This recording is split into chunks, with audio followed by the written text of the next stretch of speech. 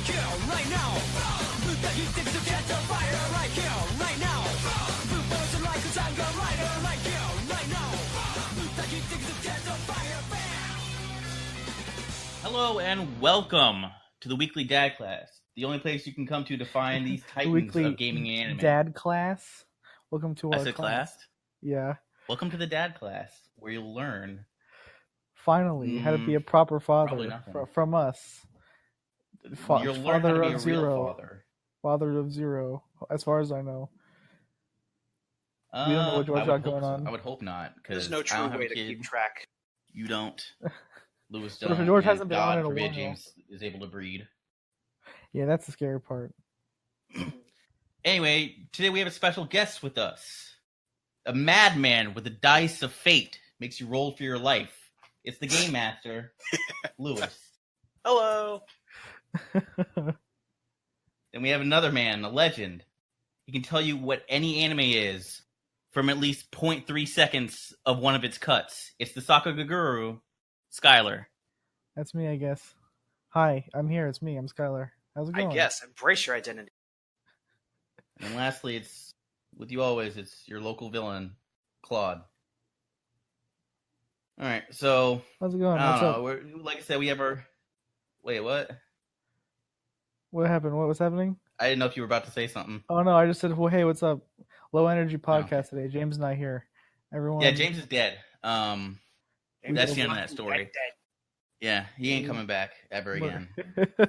He had an unfortunate accident behind a Burger King. Apparently, they threw away a bunch of rat poison along with our burgers. So, yeah, we left him as he was. He was really trying to do that one gag from Always Sunny, the one with the sex in the dumpster, and you'll never know how you can never guess how they use the leftover buns. Yeah. Spooky. I mean, it's what he would have wanted, though. He died as he lived, just surrounded by trash. As a dumpster lord? Trash. As a dumpster lord. The dumpster lord will be canon one day. I really hope so. Like, I invest a lot of money into dumpster lords. Wouldn't that defeat the purpose of wouldn't that defeat like the ethos of dumpster lords though? Like where would the money go to? I just wanted James to eat trash. But where would the money go? You invest money into... I don't care, man. A new blanket, homeless socks. I don't know what he needs. I like the idea that it would just be like more advanced diving gear. Was he like a salvager or something like that? Like a deep sea diver, but for dumpsters? Yeah, you get one of those suction cups for the side of dumpster, so it's easier to get out. Just put on his hands, so he's like Spider-Man his way out of the dumpster. How do you feel if you were like, all right, one day, you go to the dump, you gotta throw away some old couch or something like that, and James is like a seasoned veteran of the dumpsters, or not the dumpsters. He's graduated from the dumpsters and went to landfills.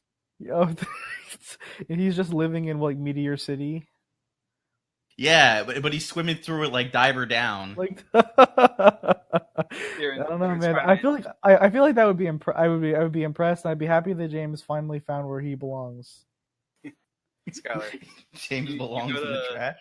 Yeah, Skylar, you go to drop something off at your dumpster, and you hear some kind of crinkling above you, and James, in a fucking cardboard box suit, just swings down on a web of grime. Hello there, Skylar. It's your friendly neighborhood dumpster lord. What you bringing for me today? And I like the idea that he's like an RPG vendor. You go like down, and he's like, "What are you buying? What are you buying? What are you selling? It's a secret to everybody." God, that's terrifying. This is terrifying. That by the way, that noise is forever ruined for me because it's Eris, the Tekken streamer. It's his sub noise. Mm-hmm. So I can no longer associate that with RE4. Like just that laugh where it says thank you. Oh really? Now it's because now it's him. Now it's his thing, yeah, because it's his sub. He does have good stories though, so that's not that bad. Yeah, it is true. I fucking love Eris' stream. He's the best. You see that stream he had with not the stream. I saw the clip of it where he's talking about how he caught some dude beating off in the library and he got police on him. Yeah, that was good. Fucking yeah. That's a motherfucker right there. I just really love all the fucking like dumb non sequitur bullshit where he'll be in the middle of like watching some Tekken matches and then he'll stop for like 15 minutes just to like I'm gonna do commentary on this handshake. Look at this handshake, and it's great. Anyway, we should probably start this podcast. We're still in the intro section. We should actually probably start the podcast. So I forgot we were on. All right. So first things first, we have a fan question. If you want to send us a fan question, don't. If you want to send us a fan question, send it into Skylar. Where do they send it into? Oh God, you forgot, and then you asked me because you thought I remembered, but I don't. I'm gonna do it again. It's either weeklydadcast@gmail.com or it's officialdadcast@gmail.com. Send it to both. I'm sure we have both of those email addresses. Yeah. James is gonna be mad. James is already mad. He's James is mad when James is mad when he doesn't get enough honey mustard in his sippy cup. All right, there's no placating this. It's true. This creature. Yeah, that we've come to associate with the Dadcast. But spending your day in the car factory is also enough to make you mad anyway. I thought he was in the landfill, practicing with his stand. So if James had Diver Down, it wouldn't be called Diver Down. It would be called something else. But what would it be called? What would the name of it? It does the same thing, but what would the stand be called? Louis, trying to think of a song that involves like trash. We can't have too much dead air though. Yeah. There's tons of shit you could have like. Total trash. What is that? Who by who? Sonic. You guys. I don't know nothing about that. You could say like it's like like it could just be garbage, like the band Garbage. Actually, no, I got it. The correct answer is White Trash Freaks by Rob Zombie. I was about to bring up White Trash Circus by Motley Crue. By Motley Crue. I like that one. Good. James's stand is White Trash Circus. That's canon now. We did okay. So as far as our first fan question goes, is it our first, or do we have? Well, I don't even know. Oh wait, what? Is there only one, or do we have multiple? We only have one. It's from Derek. The first and only. If you could resurrect any game franchise, what would it be? I feel like we might have had that one before, but I mean, hey, it's popular. It's a very popular topic. The idea to just bring back one of your favorite game franchises. Yeah. All right, well, Lewis also hasn't been on before, so if we have had it, then he'll be a new answer. A game franchise that I'd love to bring back. I'm gonna be honest. I would really love the Armored Core series to come back. Yeah, that's a good answer. Speaking of, is it really dead? It hasn't been a new game in like almost a decade. No, but isn't there a spiritual successor in a sense? Well, yeah, that's what I was gonna ask. I was gonna say like, have you played the Demon Ex Machina demo? Because I have on the Switch. Because that's game. Well, I'm saving up for a Switch. Why you gotta tease me like this? Oh, I'm sorry. That game is made by a bunch of ex Armored Core devs, and it has mecha design done by the person who designed the mecha for like Macross. There's a demo that came out on the Switch after the Direct last week, and I guess we might get into it a bit later. But that is an Armored Core game so far. I might take a look at that. But just to let you know, the latest Armored Core game to come out was Armored Core 5 Verdict Day in 2013. Yeah. So 6 years since the last Armored Core game. And Verdict Day wasn't that good, I'll be real. Nah, it wasn't. Armored Core 5 changed the whole movement system and such. Yeah. 4 Answer is the best one, which sucks because that game runs like shit sometimes. Like that one has the best gameplay shit, but man, that frame rate, it's bad. It's bad. So there's some levels that run at like 5 frames per second when you're doing like the Armored Fortress assaults or whatever. How? Because essentially it's like the game has so many systems, because it's like, okay, so you have your mecha that you make, right? and you like attach parts to it, and it's so in depth that it's like the game lets you, if you really want to fuck with the handling, some of the parts you can add onto it are literally just weights. And you can attach weights to different sides and parts of your mecha to affect its like handling in the air. So if you want it to be able to pivot in a specific way, you can add a certain amount of weight to one side versus another, and it's nuts. So there's so much of that system shit happening in the background of like making sure the physics and the everything you customize works well, that when you do some of the other missions that have like really really big like things that you're fighting, and I just can't keep up. There's like the missions that run that poorly are just the ones that, so like I think they're called like Arms forts. Arms forts, yeah. And those missions just run like shit because it's like you have to fight literal Metal Gears in some instances. Well, they're like Metal Gears that are like fucking towering. Like basically, it's like, what if a Metal Gear was just like taller than the entirety of New York City? Like, because that arms fort that you fight, if you remember it, it's in the desert. The first one. Yeah, the very first like, one. It's a carry. It's essentially two aircraft it's 3 aircraft carriers piled on top of each other with giant crab legs. Jesus. But it's bigger than that because it's like you. Oh wait, let me say. Reek! How dare you? How dare you? How dare you not sequester yourself in your own private abode so that you cannot be interrupted, Skylar? But in any case, I'll continue as I play. Yeah, because and it was intense fights because sometimes the arms forts fights would take forever to do. Yeah, they do. That one takes a long time. The first one. No, it doesn't take that long. Well, I mean, it took me a while because it was the entire time it was running at 5 frames per second. So it was. I guess fair enough. Fair enough. If you run 5 frames per second, it's gonna take a while. But the thing is, I can tell you that they're not well optimized because I tried emulating some of the older Armored Core games, and oh boy, will they just not cooperate. Yeah.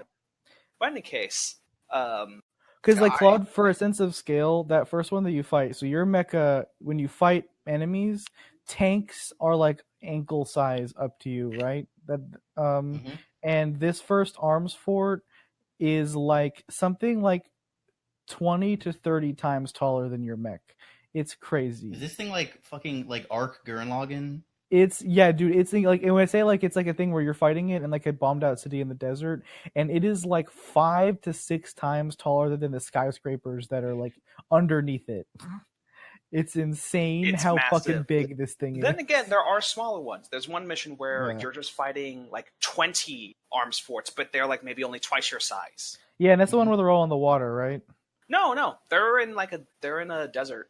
Oh yeah, I remember that one. And there's also the one that's like a giant ass like radiation cone or whatever. Oh God, dude, you're giving me fucking PTSD on that fucking. Yeah, that one is bad because that was another one that's another one that runs really bad, and that was also not as easy as the first one. So that was the one I never beat because the game again 5 frames per second, and that one is hard. So I couldn't even know what the fuck was going on. They even had a train heist mission where one of the arms fort was just literally a giant fucking train, and you had to enter. Cool. You had to enter from the back and fight your way up to the front to destroy like its caboose or its engine. Forenzer was really cool. It had some shit with like the mission structure where like you had like choices for missions that would have like implications on missions you could do in the future. Like genocide. Yeah, I did that one. I did that mission because I didn't understand what we were doing, and we literally did like colony drop shit, where we went to the air and we basically like destroyed a colony to drop it onto the earth. And I was like, oh wait, it was during the briefing. I was like, that doesn't sound too bad, I guess. And then when mission was happening, I was like, oh no, I didn't realize I'd actually be committing genocide in this mission. Your little like operator that accidental genocide is a thing. Yeah, so straight up, so like in the plot, all the civilians live in these colony ships that are flying above, like way up high in the atmosphere. For this mission, you go up and shoot them out of the sky. Yeah, you basically take a colony and you just destroy it and drop it, like literally a colony drop from like Gundam. You kill 1 billion people, and then your operator, who's like always gives you intel, is like this is too much, and she just bails. She bails on you. This leads to the hardest mission in the game, where in the my favorite mission in the game. It's so much fun. So in the very immediate mission after this, you and the guy who like called you to help him kill all these people, you two are go into a base, and then it's a trap when the two sides that are warring against each other team up to kill you. And you have to fight 4. It's a 4-on-2, or if you're on hard difficulty, it's a 5v2. Yeah, it's 4v2, and your buddy guy almost always dies instantly.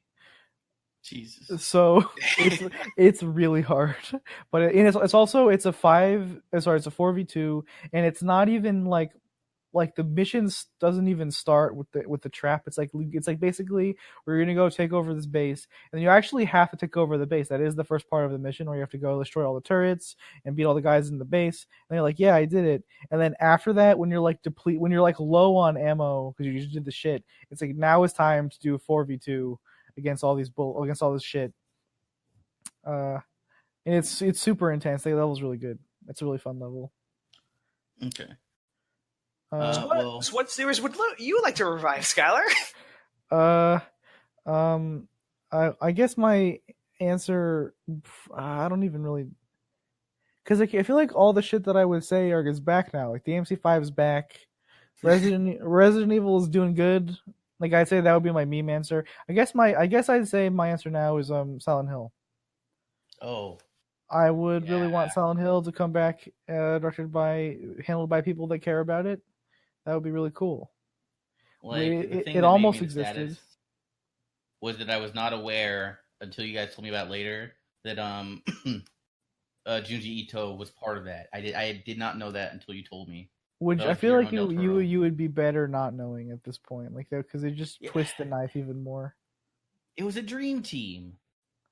It really was. It was so sad because it was a thing where I got in on PT and all that shit, like on the ground level. I literally I downloaded the demo the night it was announced and then played it in the morning, and when I woke up, the thing after, and I was like at right there when people were like, when someone beat the thing and was like, oh fuck, this is a trailer for Silent Hill, and I was like, what? And then it was all snatched away from me by Konami. Fully taken away by Konami. It's fucking cursed. This timeline is cursed. What about you, Claude? What would you bring back?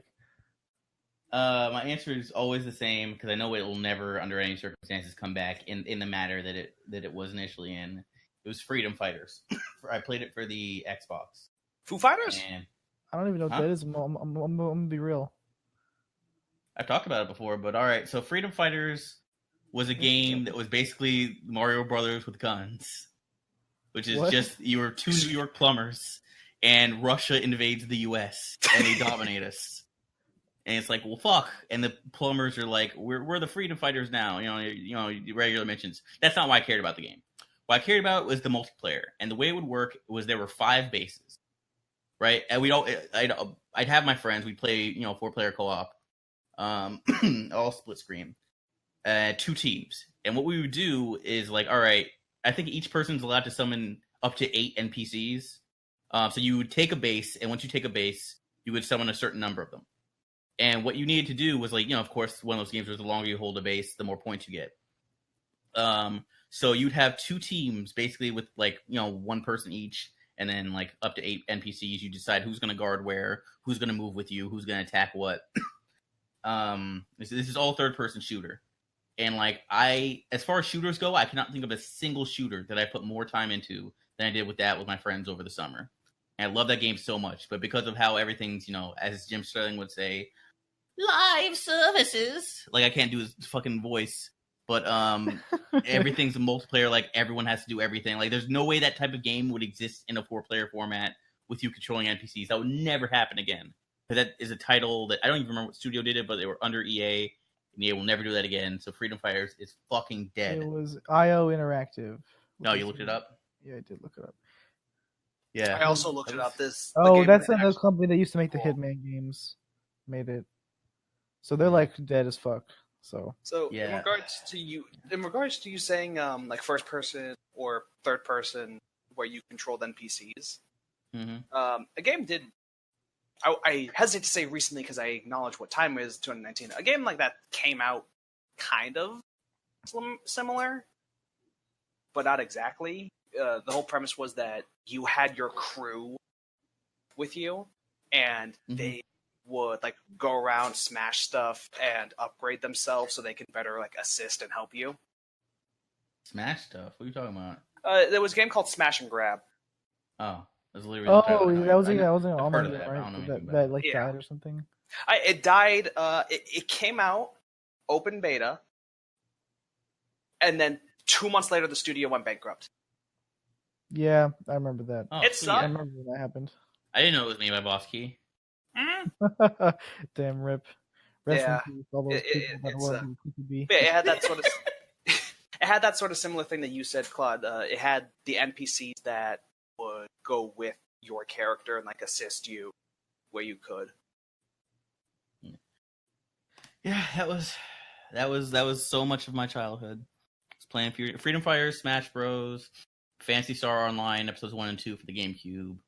Those are the regular ones that. Oh, and Star Wars Battlefront / Battlefront 2. Oh man, Those were like the big ones because it was like me and like 4 friends. We played games all the time, so we'd only ever really play 4-player games. But yeah, that's it for me. So with that done, we're gonna go into weeks. Lewis is our guest. Why don't you kick it off? Why don't you tell us about how your week was? my week was a combination of quite a bit stressful, but also a lot pretty inspiring. We finally got into our projects for class, so I've just been diving in, getting into that, and that's been pretty fun so far. My school had a graphic designer, very famous graphic designer, come in to talk with us, and she held a little expo on what it means to be a graphic designer and that sort of stuff. Her Bryony Gomez Palacio, and it was really interesting to hear someone talk and tell like she was really passionate about what she did, and she still some work. It was just really phenomenal. There was one time where she made concrete books to advertise the theme of her news conference. But yeah, other than that, I've been hyping myself up for Total War 3 Kingdom as it's coming out. I've just been playing a lot of Dynasty Warriors to get ready for that. So yep, that's been my week. Sound, sorry. Huh? It sounded like someone was like clicking or tapping somewhere in the background. That's probably my chair. Yep. Well, if it was that just made that sound now, then yes. Yep. I apologize. It's okay. Just don't do it again. Oh no, I'm just gonna dismantle my chair and sit on the bed. Oh, well, I wasn't gonna ask for all that now. You can go on with your week. I just wanted to know what that was, because if it was like something in the background that could be stopped, you know. Yep. Well, that's just my week. It's just literally just been me doing schoolwork and then attending those 2 really cool workshops and lectures. That's cool. I mean, school is school. I feel you. I had a lot of weeks like that when I was in school. Mr. Graduate, Just you don't have to nothing deal happened. with this stuff anymore. Now you got to deal with actually getting a job. Oh yeah, but now I still have to deal with studying since I'm graduated yet still studying for tests, such as the life I lead. What test? I'm taking the test to get my investment license. Ah, Yeah. So once I get that, I'll be in the clear and I can start sending out my resume, because I'll have all my dank qualifications and all that shit. hey man, if you ever need help designing your resume, I'm here. Cool. I know someone I have a career advisor that's helping me, who is a cool lady that I met from my mom. So how long is that? So I assume that you get certified or get acknowledged for doing the test. I don't know what it'd be called. You mean like how long does it take to get the license? Yeah. I think it's like a couple of days. I don't if I remember correctly. How long? And it's a lifelong license. Like the minute you get it, you're good, or do you need to? It's a thing where there's education requirements. So when I get it, it's like so 2 years after my first test, I have to do the education requirement, right? And then it's every 3 years after that. And then every year there is a like basically compliance that you do with whatever firm you're working at. Okay. Yeah. From there, do you want to continue on to what your week I guess was? If Lewis is done? I guess I'll do my week then if Lewis is done. Yep. All right, cool. This week I studied for some Jesus bullshit. fucking Christ. Oh, what just happened? Okay. Sorry, what happened? No, something in my background. I'll take care of it. Oh, okay. You go. Okay. So I did some studying shit, but whatever. No one wants to hear about that. Instead I've been playing Valkyria Chronicles 4. I got that earlier this week. If eagle-eyed and eared podcast listeners, both of you will remember that I talked about playing the first game a while ago when I picked that up. And a lot of my same opinions on that one hold true, except this game is literally just a better version of the first game. It's like they took all the things that were problems that you could have with the first game's gameplay and just polished it up. And so yeah, it's just really good. So I've been playing that. It's a lot. I'm not super far, but I'm really enjoying it.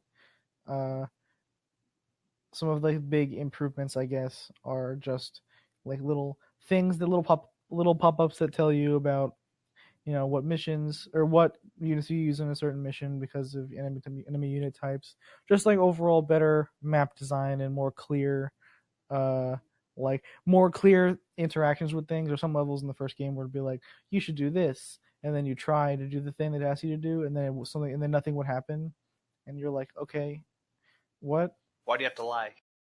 Yeah, like the mission with the tank in the first game, the first like big boss fight or whatever. Where it's like, yeah.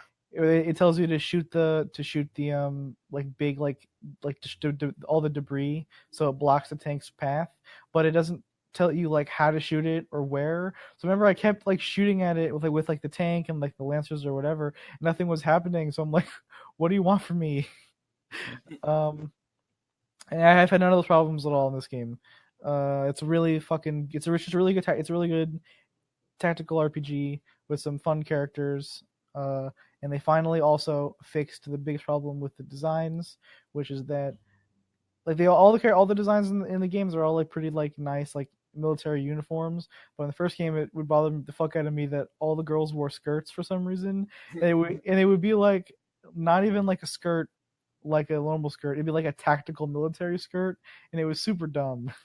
It would always like bother me just a little bit that they were all wearing dumb tactical skirts. So the one thing that with Valkyria Chronicles 4, I don't like that the main characters are from Gallia again. Can we please step away from? Can we please step away from Gallia for once? Gallia is the master race. That is a tactical skirt. I'm looking at that now.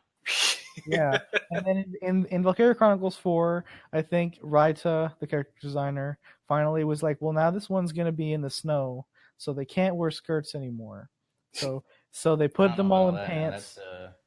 So they put them all in pants except for Riley, who the characters make fun of for wearing a skirt. So that's all right. I'm enjoying it. That's a good video game. Aside from that, I saw a movie yesterday. I saw the film Suspiria, which is a remake of a 1970s horror movie, I guess. Like the 70s movie is apparently not a horror movie, but it's kind of a horror movie. Why don't you watch Alita? Apparently Alita is good though. That which is whack. Why is it whack that it's good? Because everything that's from the lead up of that movie has led me to believe otherwise. And it's just like, so how did you fail so spectacularly in marketing this movie that it just looked so bad? Because like when he's like, I need her to be anime, but no one else. So like, can you make her not anime? Because she's she's not even really anime. She's like weird, freakish. Yeah, like giant eyes, tiny mouth. It's really weird. It's really weird. My favorite thing that I haven't seen the movie for was Stewie was like, there's a Hiya in there. I was like, I want her to have a big dumb Leela from Futurama like Hiya when she kicks someone. Oh, that would be pretty funny. Yeah. Fuck. Which is sad because apparently it bombed as well. So like it sucks that it's apparently like a pretty like fun action movie that just got fucked by like really poor marketing. By its character design. Damn. Yeah, It's by its art design. Yeah, it's been pretty harsh on this movie. It's just I feel like they could have done the same movie but not made her look like that. Yeah, it's true. It's true. I don't know. It is I'm what sorry, it is. I cut off your week. Tell us about your movie. No, it's fine. Yeah, so I saw this movie Suspiria. It stars what's her name? Okay, it fucked me up. I'm watching it. The main character is whoever plays the main character from the 50 Shades of Grey movies. I don't know her real name, but she plays Anastasia Steele in those movies, right? And so it was a thing for the whole movie. Me and my brother were like, that can't be her. That's impossible. There's no way she can act, and she can. So she was really good in this. Also has Tilda Swinton in it, who played. I guess I don't know. She's a really famous actor, really talented actress who's been in a lot of like famous for her role films. playing a supposedly Asian person in Doctor Strange. Yep. Remember how many people were mad at that? I do remember that. It's true. Like, why didn't you cast an Asian man? Because they're like, fuck you, that's why. Yeah, that is true. But she also was in the first Narnia movie. She was the White Witch or whatever. And then she also was in Snowpiercer as the lady. I have not seen Snowpiercer yet, and I'm so excited to watch it. Yeah, it's pretty good. I'm a fan. She's great in that also. Is it actually good? I thought it was terrible. Well, no, Snowpiercer is actually like a pretty good movie. The sequel book is the one that's really bad because it's super dumb. I forget what it's called. It's called like Icebreaker or some shit. Yeah, that was one. Okay, that's the one. Yeah, that's the one that's really bad because it's just like there was a second train that was behind it, and this one is bigger and betterer. Okay, all right. So I just got things mixed up. It's Icebreaker. All right. Or it's something like that. It might not be Icebreaker, but it's a similarly dumb name. Is it a movie, or are you sure it's just? I think it's a sequel to the book, or the comic book, or whatever the fuck there's. So it's a sequel to whatever the source material is. Yeah. Anyway, this movie Suspiria is it's like a psychological horror movie that's set in like I think like the late 60s, early 70s in Berlin. So like, height of like the political tension between like Berlin, East Berlin and West Berlin. And it's set in like this ballet studio where it's a thing where you're watching it, and I love how like upfront the whole thing is. Like you're watching it and it's like there's never any like a mystery as to like what the evil people at the ballet studio are going to do, and like what their plan is, or like are they magic? I don't know, because it's just like kind of straight up just tells you at the beginning of the movie where they're just like what their plan is, and are they magic? Yes, they are. And so it's kind of like this, like the so like the tension just comes from the way that the scenes are shot and like composed, and like you not really knowing like what it's building towards, because they tell you what the evil people's plan is up front, and by movie logic, you know that nothing ever goes according to plan. So you're like, well, so then what's gonna happen? How's this shit gonna play out? And it's really fucking good. It's shot extremely well. The acting is really good. It is a excessively disturbing movie. So don't watch it if you're like it's not even like gore. There's some gore in it, but it's not even like squeamish about gore. It's just like very uncomfortable emotional situations. There's a really elongated sequence in the movie of like what I can only describe as accidental torture that is like incredibly grotesque. And made me feel very bad inside. But it's very, very good. I highly recommend watching it. I'm gonna watch the 70s version at some point. This is apparently very different. Yeah. Also, Thom Yorke did the music for it. He's the singer slash songwriter from Radiohead. So the music in that movie is also very good. Which I didn't know that until the credits happening. I'm like, why the fuck does the singer sound so familiar? And then, oh yeah, it's that guy. Neat. Other than that, I don't think I did anything this week aside from that.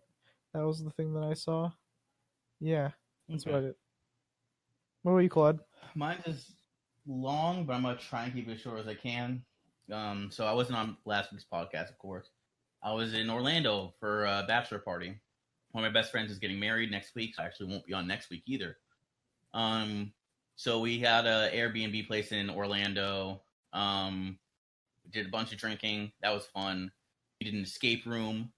I think it's called just the Great Escape Room or the Great Escape. Kind of standard-ish title for an escape room. And our thing was called, the scenario we did was called Pandemic, which basically everyone on Earth is diseased. And we were like the last scientists like who were in an area that was like working on the cure. And so we figured out the cure, but she died.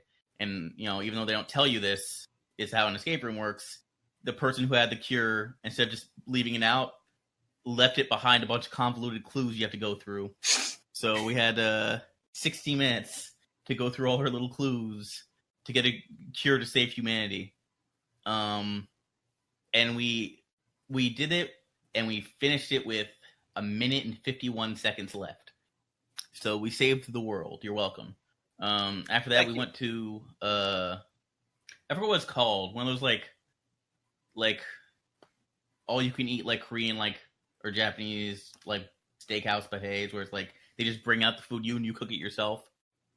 I had a lot of fun with that. We ate so much because we had 9 people total. We were like, hey, let's split the one that's for 6 people and the one that's for 4 people. And everyone there split it, so it was $30 a person, and it was fantastic. After that, we just drank, played Smash, chilled, played a bunch of card games, and then we're on our way back on Sunday. I got back into my Japanese. It was really difficult for me to study because I'm busy with school and all that. And I found out about something called Pimsleur. And I would highly recommend this to anyone, not even just specifically for Japanese, but any language you want to learn that's on there. The way it works is it's an audiobook. I got it on Audible. And just different chapters and whatnot. It's like, all right, they'll teach you conversation in that language. You won't learn to read it, you won't learn to write it, but you'll be able to speak it to the people around you if it's something that's spoken. It's the most expensive of all the routes of learning Japanese I've had, but it is incredibly effective. Just because of how it uses teaching techniques. I won't go too much into that, but if you were like, hey, I don't have the time to study, sit down and study with a book, but you're on the road often enough, I would highly recommend Pimsleur's language books. I beat Persona 5 for the second time. This time I got everyone filled out. I did everything for the story I could, except for fighting Caroline and Justine. I didn't want to bother with that. You made the right choice. Yeah. And it was great.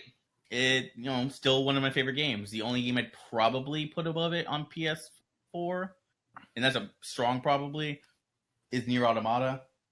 Love that game. Finally have full context for all the girls, because when I was playing the first game, I ran that same problem I do all the time where, damn, I don't have a good enough social stats in some area, so I can't up this Confidant or S-Link, depending on your game.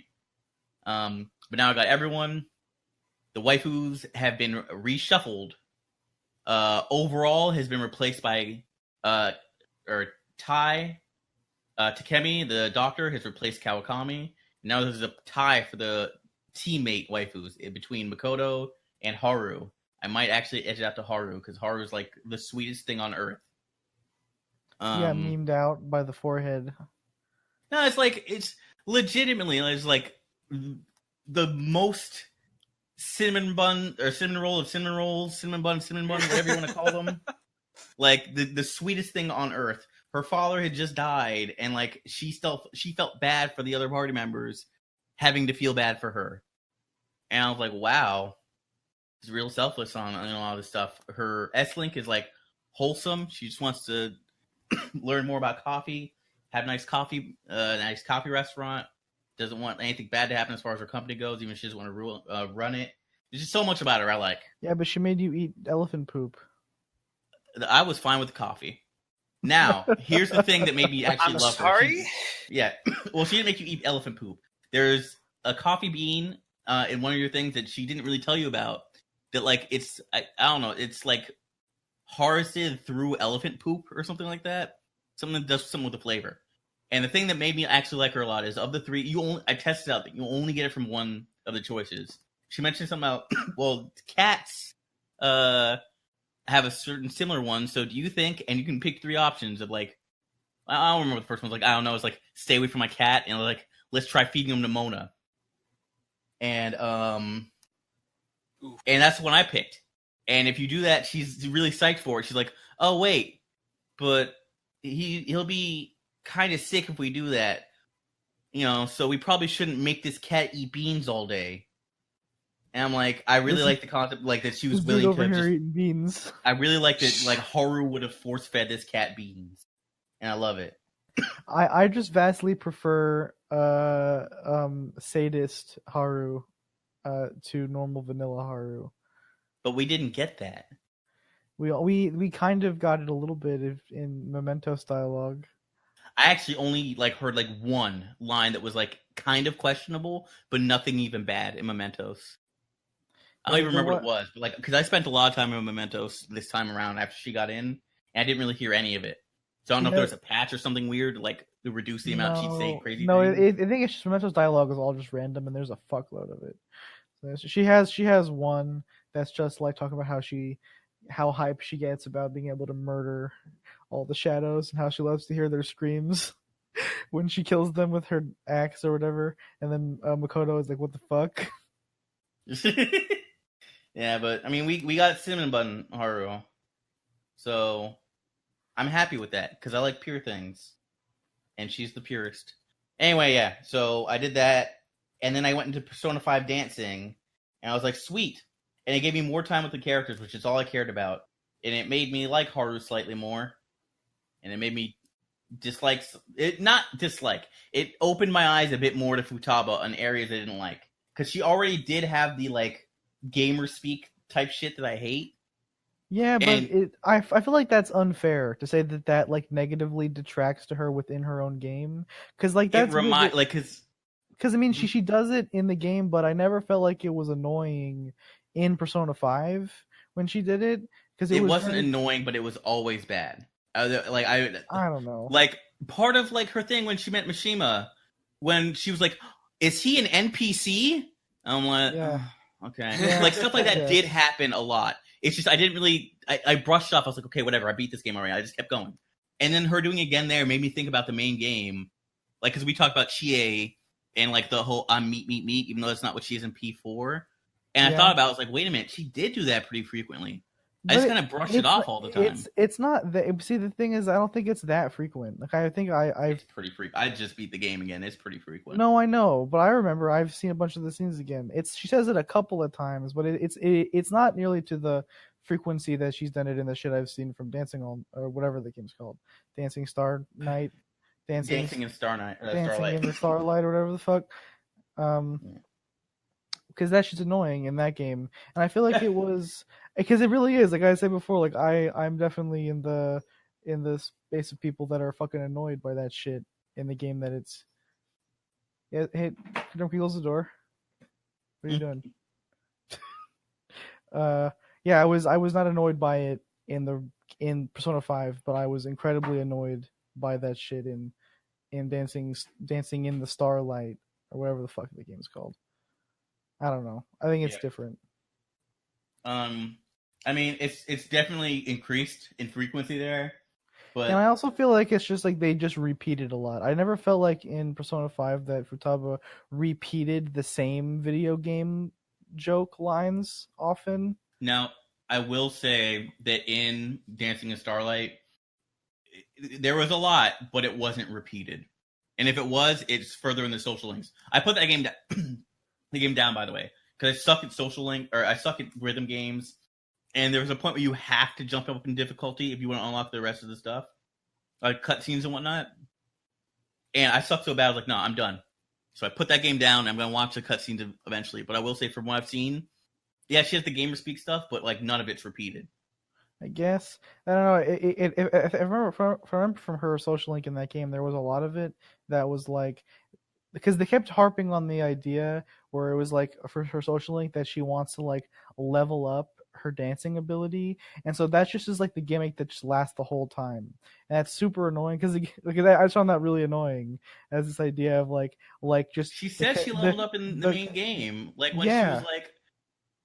But that's the only time she said it, and it's also not an entire conversation. That's what I mean, is that I'm fine with it in the main game because it's like bursts of things. She said I leveled up because I did the thing or whatever, but in Dancing Star Night or whatever, she has a whole conversation about how she's going to spend the XP and how she needs to gain XP or whatever. And it's like, okay, yes, I understand the video game joke, but now you're like drawing the joke out into like a whole fucking like 4 to 5 sentences long, where it was like literally like a sentence before. And so like, you know, whatever. That's what I mean when I say it's handled differently. Yeah, I mean, yeah, Can't you guys wait for the dancing Persona 5 game to come out? Well, that's what we were talking about. Yeah, that's what we've been talking about this whole time. I didn't think it was released yet. Yeah, it was last year. Released in Japan a while ago, and then it came out in the States somewhat free, like a couple of months ago, I think. Yeah, it was November, if I'm remembering right. Yeah. Anywho, I played, P5 dancing, and I dropped it because I suck at rhythm games. It made me mad. Also, that's a bad rhythm game. Just throw the note there. You can change how fast the notes go and make it actually work well. I guess. Yeah. I mean, I don't know if that will fix it, but it'll probably make it better. It fixed it for me enough that I could play it. That's an interesting twist on the game. Well, I think a lot of like Japanese rhythm games have that as an option to, because sometimes it helps with like visibility, like on like the mobile rhythm games, like the Idol Master ones and stuff. You can set your speed at the beginning, because sometimes people like it to go faster because it makes it so that like the notes are less bunched up, so you can see the rhythm patterns a bit easier. So like when I play, I like to play on like higher speeds, because if not when they get bunched up, it makes me I can't tell what the rhythm is supposed to be. I will say one more thing on that game, and I'll ask you who you think of the confidants. The confidants in that game being, Morgana, party members, I assume. Yeah, all the party members, and then Caroline Justine is one. Who do you think I would find is the best of all the confidants you get with? Not get with, but you know what I mean. For you, I don't know. I would say it would probably be like, as I don't know what a lot of them are, so I don't guess but I guess either Haru or Yusuke. Those are my guesses. My favorite, Yusuke is good. My favorite is Caroline and Justine. They do a lot with them there. That's fun. Like they really play. Like, Caroline is still fun. Justine, I believe Justine's like the Soon one. If I'm remembering that right. The one that's angry, yeah, I think so. Yeah. Now, do you remember in her confidant where it's like every now and then there would be a line about how she was like, she actually really, really did like spending time with you, and she's like, "Shut up! Don't tell him that." Yeah. That is like flushed out fully in this. And Caroline is constantly getting under her skin and flustering her about the fact that she enjoys spending time with you. And she it's very sweet. And there's things where they leave, because once you get them to rank 6 and up, you can check around your room for little cards they leave, and each of the cards has a little note to you specifically. And all the stuff is like that, and they're actually not admitting it, but they're super psyched to be able to spend time with you.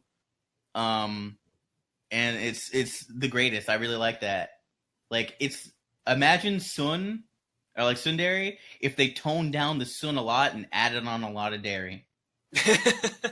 That's good. I really liked Caroline and Justine in the first game, in the base game, because they're fucking, especially like I have listened to too much of the dub, but I remember listening to the dub that dub Caroline, whichever one is the angry one, she wasn't as into it. Fucking as I played on the sub. Japanese Caroline is very angry. Like excessively. I fucking would love being in the Velvet Room because all of her fucking voice lines when you're in there are just like she's like spitting at you and all of her fucking like lines. Hanako screeching type. Like no, because Hanako screeching is like almost like like distressed or whatever, like like almost autistic screeching, like like the meme of the person crouching with their claw hands in the air, like that's Hanako. Fucking Caroline is more like, it reminds me of like it's literally like it's the character that you'd see like would just like has the baton that would just slap you with it just to fuck with you. Like she's I don't know, like you should try to find her dialogue. The way she like forces out the word shujin, which means a prisoner. The way she forces that shit out, she's so mad. It's great. I fucking love her voice actress in Japanese.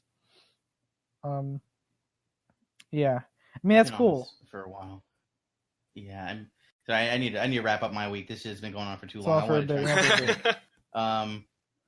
I watched Penguindrum. We're going to talk about that on our spoiler cast at the end of this. And lastly, I played Birth by Sleep, which is like, I'm so sorry. I forgot how lame Kingdom Hearts was as far as the story goes. Yukidora isn't here to fight you. It's super lame, and it's the gayest thing I've done in a while. The one that like really solidified that is when I was on Disney Town as a world, and they were talking about how there's the villain, how there's Captain Dark, who's just Pete, but Pete, no one likes Pete, so he calls himself Captain Dark and has this lame costume, who like he wants to be Shadow Bull from F-Zero, and he has this whole like, I am Captain Dark after he does this weird like jump down from somewhere. And I was like, and like there's whole like lights changing and whatnot in the background, and he's like has his own music. I'm like, wow, this is fucking gay. Like, never change, Pete. See, but we were saying this just sounds hilarious to me. This like just sounds like exactly what I would want to play Kingdom Hearts 4. Also, and then you have a racing segment immediately afterwards. You have to beat Captain Dark and the Heartless. What are you racing? Is it like on a cart? Like you kart racing? No, because you have this weird vehicle. Your Keyblade can turn into like a spaceship. Or your Keyblade is the Styx machine, right? So you can just do that, and then you're on the racetrack, and you're racing them, and you win. And I guess that somehow beats the heart. Oh, sorry, they're not Heartless. They're the Unversed in this game. Oh, right, the Unversed. Of course. Yeah. Anyway, I got to the end of Terra's story, and I have never been so mad. Yeah, Terra's retarded, right? Terra's like the dumbest character of all time. He's not awful. He could be worse. He's I mean not that he's the worst. I mean that he is literally a dumb person. Terra is literally like not smart. He's not he's gullible. I wouldn't say he's unintelligent, but like I would just say that like tricked into anything. Huh? Yeah, I guess. But I'd say it's just sort of like he just gets tricked so easily by this character that is like could not more obviously be evil. Right. In his defense, and I won't defend Kingdom Hearts characters often, this is like a master he's looked up to apparently his whole life. Okay. Like, but look at him though. It's bad. No, yeah, he looks super like a villain. He's dressed like a villain. Why is he walking with his arm behind his back like that? Why is he waggling his fingers? Why is he waggling his fingers like a villain? The man's got a sense of style. Why does he keep like telling you to use the darkness and the light? Why did he leave and then stuff started going bad? Because the thing with that is him saying like to use the darkness is that's like in universe basically telling someone, just fucking do drugs. It's cool. Fucking heroin, just do it. Fuck it. Is it? Because like I'm not caught up, but I heard that like Riku's some type of hero of darkness and light, As gay as that sounds. I don't know. That's a. I don't want to talk about that. Okay. The darkness in Narcissism Kingdom is Hearts lame. is really unclear as a thing, but as far as I know, is never portrayed as a good thing. Do you think Tetsuya Nomura like thinks it's a deep story?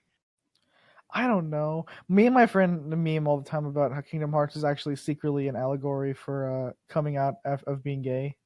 Because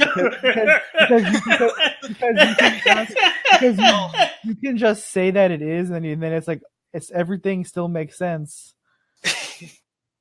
Skylar, where does think about Goofy it. and Donald fit into the gay equation? Goofy and Donald don't have anything to do with the story at all, and so it doesn't matter.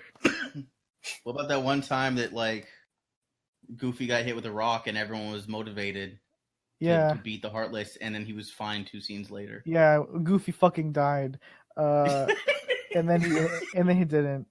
But then apparently Donald fucking dies. Spoilers, Does I guess. he? I don't know. Wow, great! Get excited for that scene. I apologize for all the Kingdom Hearts 3 players. George blown out again. Not listening to the podcast. Anyway, yeah, like trying not to go too far because I'm trying to end my week after this. Yeah. Yeah, it was. I lost so many times to the final boss of Terra's Story because the thing that sucks in that game that doesn't exist in the mainline games, it's a very, very, very, very simple thing. In the other games, if you're getting hit, you can flip out of it. You can get comboed if you're still in the path, but you can flip out of it. In this, let's say you got hit for 1 hit of a 20-hit combo. Put your controller down and wait. There is no way out of combos once you've been hit. And if there is, it's an ability that I've not gotten, which is weird because I'm at the end of that character's story. You can look up recipes for other things, apparently. I just didn't get them. So I won't go into the final boss, but I've done that at least 20 times. And I remember screaming, like my friend was in chat with me and he was laughing. I was like, why can't I beat this game for babies? Like I got so mad. It's like, why can't I beat this game for babies? It's a kid's game. And then like I Googled something about the main boss, being like, how do I beat him? Because I finally got frustrated, and everyone's like, that fight sucks. Good luck. There was no actual strategy. The best way to beat him, which I haven't beat him yet, is to barely play the game. You have to sit there and counter. What? Anytime you attack, he'll dodge out of the way. He has moves that will bring you from full health to like 10% health. Everything about him is nonsense. I hate it. But I talked to George. Apparently that fight's nonsense of the 3 stories. And the second story is final fight. If you do Ventus, his final fight's also nonsense, but less. But yeah, I am dealing with the most BS boss fight in this game. And I hate it. I love the idea of the only way to beat this boss is to not play. Yeah, you have to lame it out. You actually have to lame it out. There's no way to fight him legit, to my knowledge. Oh, that sucks. But yeah, that was my long ass week, or 2 weeks, I guess. Kingdom Hearts So is from dumb. there, we're gonna go on to the Waifucast.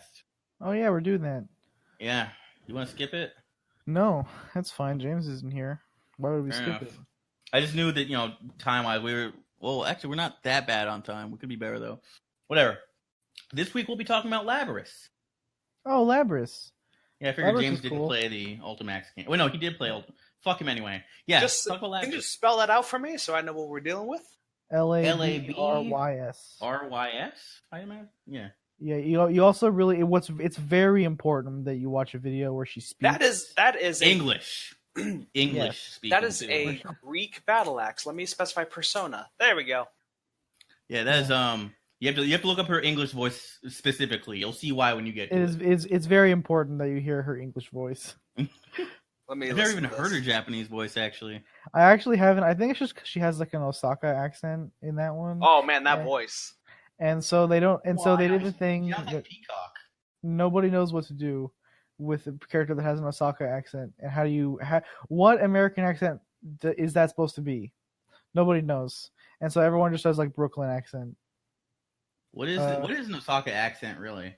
Like, I Okay. mean, clearly I know what it's supposed to mean. Someone from Osaka, but like like to them, is that like our Brooklyn? Like to them, Yeah, but I only believe. I exposure guess. that how Osaka's supposed to be is not even real. It's from seeing Ippo and how everyone gets hyped about Sendo and they're vicious about it because they love their Naniwa-Araki.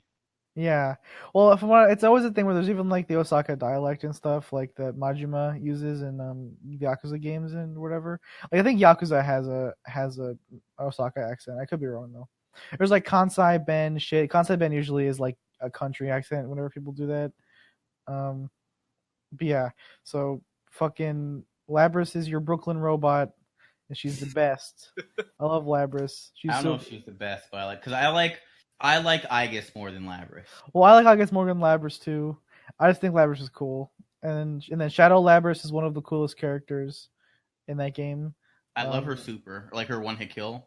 Yeah, her insta kill is really fucking cool, and it's like in her fucking gameplay is just really cool. Like I think Shadow Labris is just a really like interesting puppet character because I don't know, it's so. Doesn't she work like Venom? Not kind Venom. of. You mean like Zato? Yeah. Not really. She's like, because the thing with puppet characters is that for most of the time the deal is that the puppet is not always on the screen.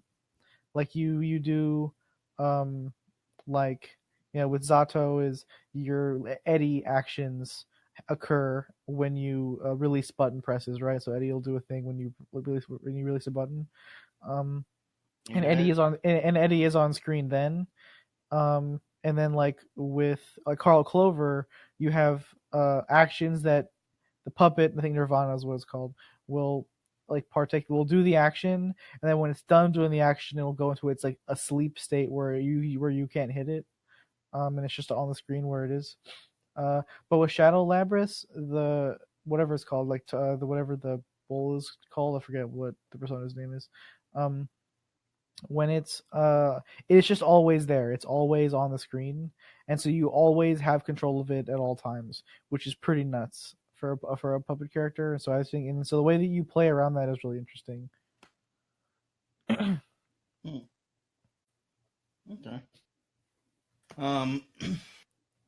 Look, I'm actually trying to remember. I don't remember Labris's deal, to be honest. Like, do you not remember her? Did you do the backstory thing for her in the first game in Persona 4 Arena? I did most people's. I didn't do everyone's. Okay, so then you didn't get to hers then, because in order to unlock hers, you had to do everyone's first. So her deal is that she was like one of a bunch of like prototype mecha that would eventually, whatever they're called, that would eventually go on to like be I guess is the finished model of. So her backstory is like that. Remember the deal with what I guess robots or whatever is that they have like the pillar of dusk or whatever inside of them, which is how they're able to summon a persona, and they kind of like low key imply that that's like a soul basically. Plume of Dust is the Thank name, you. and they're mechanical maidens. Yeah. Damn, you're out here not. Wait, oh no, you're looking it up, aren't you? Yeah, on the wiki, yeah. Oh, like, how are you knowledgeable about this? Yeah, and so it's sort of like implied that those things are like a soul that you like put in the robot so they can summon a persona. And so the deal with Labris is that the person that she's based on was like a young girl who was really sick and was dying in the hospital. And so there's that part, and then like her individual story is like she was in the testing facility where all the different like robots were being built, and she had this friend, and they were basically like forcing them to fight them every day so they can get combat data because they didn't think they were like sapient yet, but they were, and so there was some crazy shit, and like her friend got killed in a big battle fight. And Labris got angry, and then like the facility got destroyed, and then she like fled. Basically, is what happens at the end of her story. Yeah. So I mean, I like Labris. I think she's cool. I really like all of the fan art of her with Yosuke because that shit is dumb. Yeah, I'll say she's viable. Yeah, I actually didn't play because I didn't, get to her. Like, what is her deal with Yosuke? Because I do see a lot of art with them together. It's just that they have a lot of like dumb interactions. Yosuke and her spend a lot of time together in like the Ultimax story, and also if I remember correctly, Yosuke has some weird interactions with her in his personal story, but I don't remember. It's been a bit since I played that in the first game. I don't remember. She has a very Greek about her. Oh, what? What? Labris. What you cut off? What did you say about her? She has a very Greek theme around her. Oh yeah, well because okay, so the deal with that is that the Persona 3 cast all have like loosely like Greek mythology shit happening. The main character's persona is Orpheus, and Thanatos is his like a major character in it. Mitsuru, I forget what Mitsuru's is actually. Akiko's is Akiko's is what? Is like supposed to be Julius Caesar, right? Or Ares? Yeah. It's Ares, right? Isn't it Ares? I thought it was Caesar. It's one of those. It looks like one of those two. Its full form might be Ares. Let me actually look it up. Yeah, look it up. I can't remember. I actually, now that I'm thinking about it, I forget a lot of what their stand names are, but they're all like Greek. Their stands? Oh no, Persona. Yeah, they're basically stands. I can't call you on that. But they're all like a Greek mythology theme. I think the only one in the game that's not is Messiah, as far as like canon stands the main characters get. But Messiah, but Jesus was alive. Okay, so his first one's Polydeuces, and the other one's Caesar. Caesar, okay. Caesar's his final one. Okay. Cool.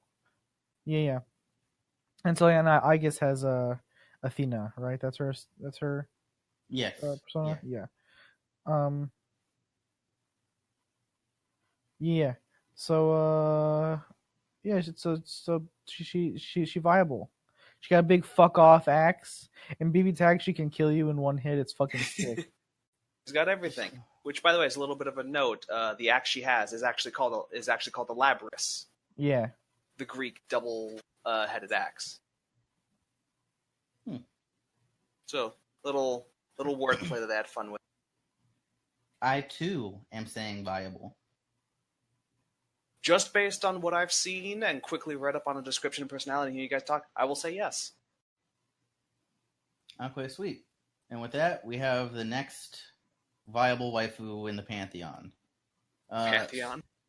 Yeah, there's a large number of them.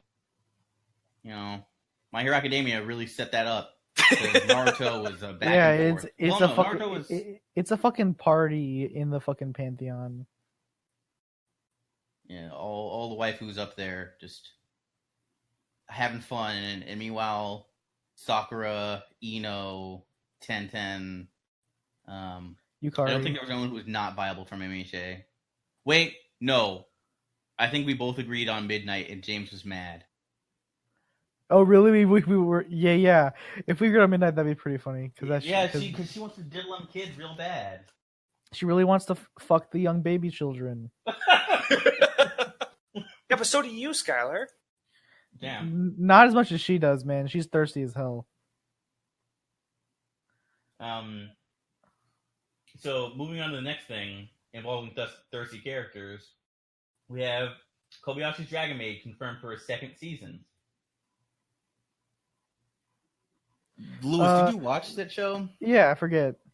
I did not, but if this is the thing I'm thinking about, this is the one where Quetzalcoatl is a... Yep. Yes. Yep, then I know all I need to know. Big titty bimbo. Yep, that's all I need to know. I'm excited for this season too. The first season was really good. From what I've heard, it's done really well and it's fairly popular. I'm really interested because the cool thing the interesting thing about season 1 was that it was really different from the source material. So I'm really wondering how they're gonna play it with this next season. Was that something that really drew your attention to the show? Was how much is straight from the source material? No, it did some things out of order. Well, I mean, it's also like the tone and like general shit is mostly not exactly the same, right? Like the focus in the manga is mostly comedy. Well, I feel like then the anime it was generally like there was comedy there, but it shifted its focus more towards like look at this wholesome family stuff. Do you think that helped? Even split? do you think that helped like sales, or not even sales, but do you think that helped drum up popularity or improve the quality of the story itself? I think it goes hand in hard to hand. tell. I guess I really like the direction the manga went more than the way direction I think I like the direction the anime goes instead of the one that the manga does. But I don't necessarily think one is better than the other, like inherently. Right. I just prefer like my wholesome stories about family to like general ecchi comedy stuff. Right. Why haven't you watched Wolf Children yet? Because I haven't, I can't find a place to stream it, and I haven't been too lazy to download it. To be honest, like if it was on Netflix, I would have seen it a while ago. I watched that movie a second time with my girl, and when I was using your anime list to springboard off mine, because like we've seen a lot of the same shows. I'd like to still make it easier than me remembering. I saw that you had not seen Wolf Children yet. I was like, damn. Yeah, I still have not seen Wolf Children. In any case, Claude, how do you feel about Dragon? Do you think that you prefer it in the more? Do you like the way it's from the manga? So I picked up the manga from after the show ended. Right. Which was weird to find because the anime ends, but it doesn't like follow beat for beat with the manga. This is when I learned it wasn't the same. Because I found some chapters where a character is introduced, but like she is around for some of the stuff that is covered in the manga or in the anime, but she's not in the anime. Which I don't know. Do you think they're still going to give Kobayashi a dick? Yeah, that's what I'm saying. Like I don't think like there's some of the gags in the manga that would be like off color for the kind of tone that the anime goes for. That's why I'm. I don't know about that. Like the anime is very upfront about that horror that Toru wants to fuck Kobayashi. Well, yeah, but it's not like it's different. I think it's Hot Springs episode. I don't even remember that episode. There was an episode where like she accidentally ate one of like the love chocolates. Like I think that was an OVA, was it not? I remember that. The OVA I remember was when they went to the hot springs. If that was also in that episode, then maybe. But that still counts. I guess. And there was a point when she's like Kana was like laying on her lap, and she's like, "I need to go. I'm getting dangerous thoughts." Like she was ready to diddle that kid. Midnight would have been proud. The diddle. Yeah, I don't know. She almost did, and then she went to her room. Yeah, I'm pretty sure that was in an OVA. I don't remember that because I haven't seen that what you're talking about. Okay, it might have been the OVA then. The OVAs usually are split into two parts. It was the same chocolate thing, and she thought she didn't eat Haru's chocolate because she's like, Haru wants to fuck me. There's probably some magic in these chocolates. I'm not gonna eat it. And then she thought the chocolates were like Kana's, and she was like, oh, let me try one of her chocolates. I was like, oh god, Malloy's. What's happening here? And like Malloy. Because it's like the fucking manga artist is horny as fuck. So it's like I can tell from Quetzalcoatl. Well, you can just like look at like his other shit. She doesn't get the play though. She gets the least play. Yeah. She wants to be a Shotokan so bad. But literal Shota. With the boy is literally like, named Shota. He's like, no. His name is actually Shota. Yeah. And he's like, hey, I got some Valentine's Day stuff for you. I got some chocolate for you. She's like, please tell me your Valentine's chocolate plan isn't to just cover yourself in chocolate naked and come to me. And she was like, how did you know?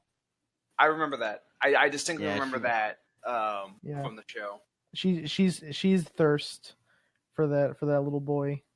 Yeah, she always wants to surprise him in bed and whatnot and all this stuff. And it's like, all right, well, I get you're a dragon, but that's a tiny boy.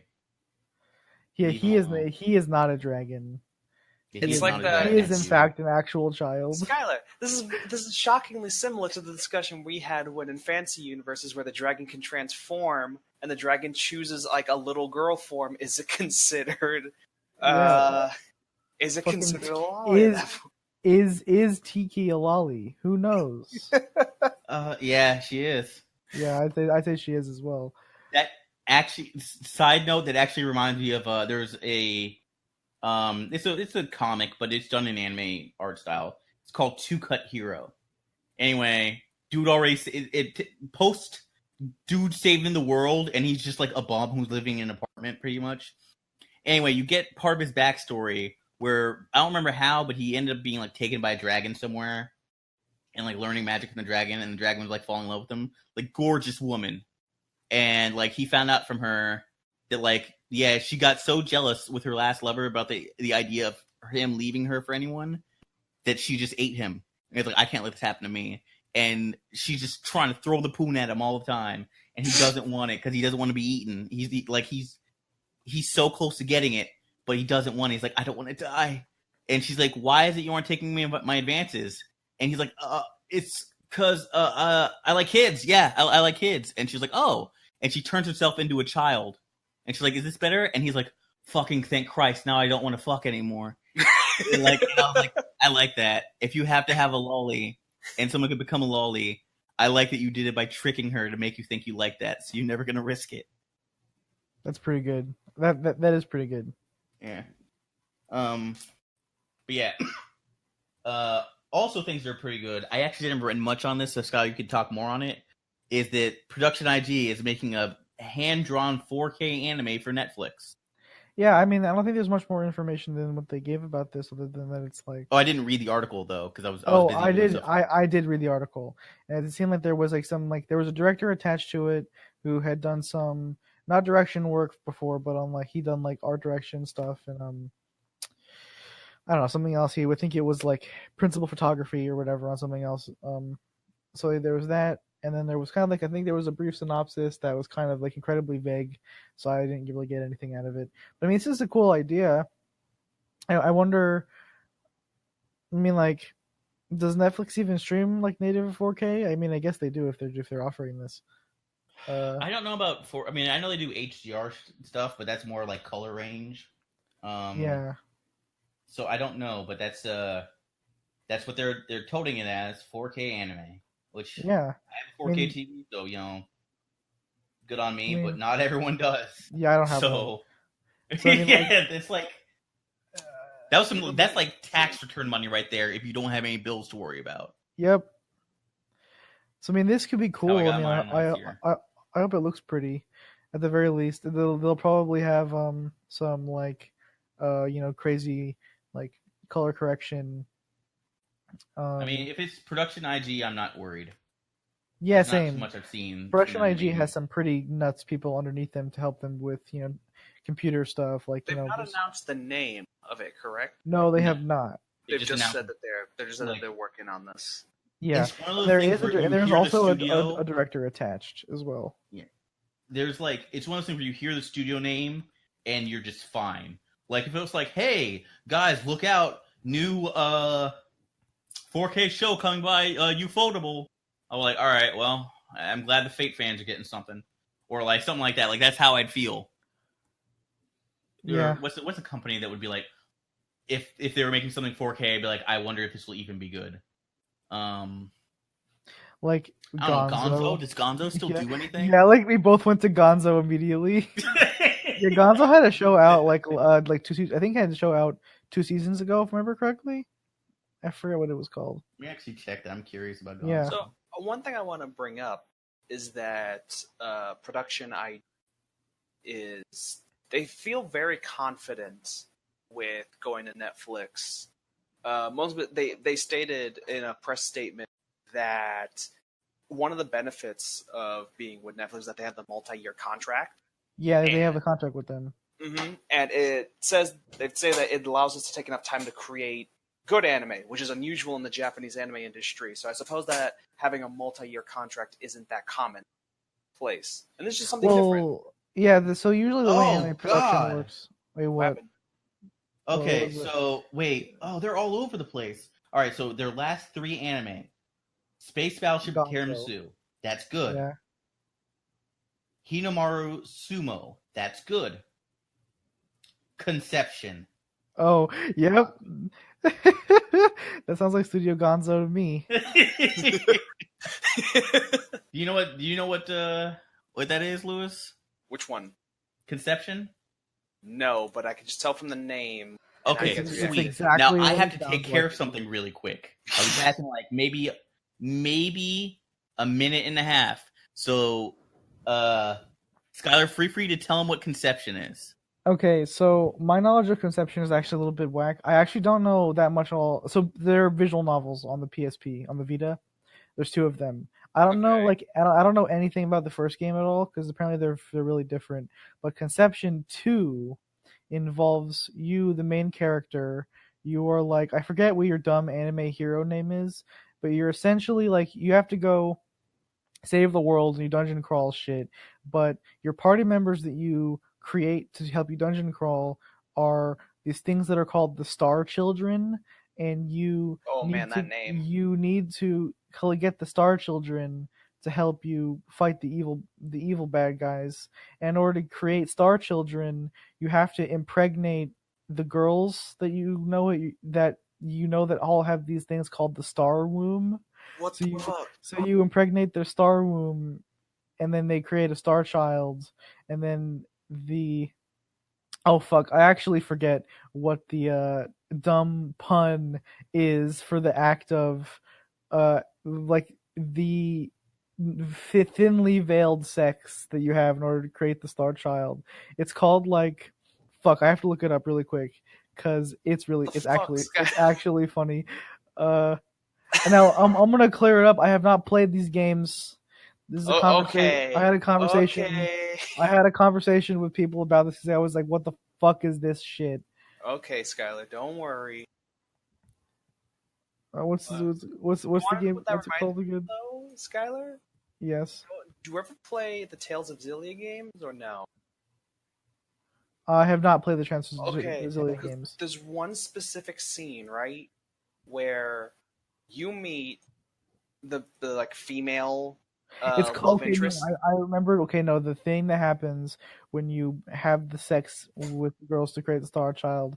It's called classmating. That's Classmating? classmating. Classmating? That's what it's called. Oh god, this is my so in Tales of Zillia, the main like female love interest, right? She's part spirit, and then you meet her sister, who's also part spirit. She's like, Ma, I'm drained of mana. Please, Jude, I need your help. Please interlink with me. What? Oh, just do this, and then you do it, where you just pour a shit ton of magical energy, and she's like, oh, thank you. But then she tells the love interest that she goes, you interlinked with her? What's so bad? Oh yes, he filled me up a lot with mana. I was like, ah. Yeah, so conception is it's a big for all the degenerates. I guess it's time for me to get a Vita. Yeah. Got a classmate with all the girls to create Class. the Star Children. God, that fucking you got a classmate. Also, notably, there's an anime adaptation of the first game, and I remember it was really funny when it happened, because so there was a cut. So there's a new website called Sakagaburu. Where people post like impressive cuts of animation right onto the board. All right. So there was a decent cut in the first episode of the Conception anime, and someone posted it onto Sakagaburu, and then the animator who animated it messaged the admins at Sakagaburu and was like, "Can you please take it off? I don't want my name associated with this show." You're still talking about Conception? Yeah. Oh, there's a good cut in that show.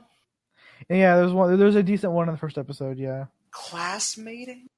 Classmating. That's so bad. It's real bad. Why? Classmating, is that the term for it? Yeah, it's termed for having the banging to form the Star Children in Conception too.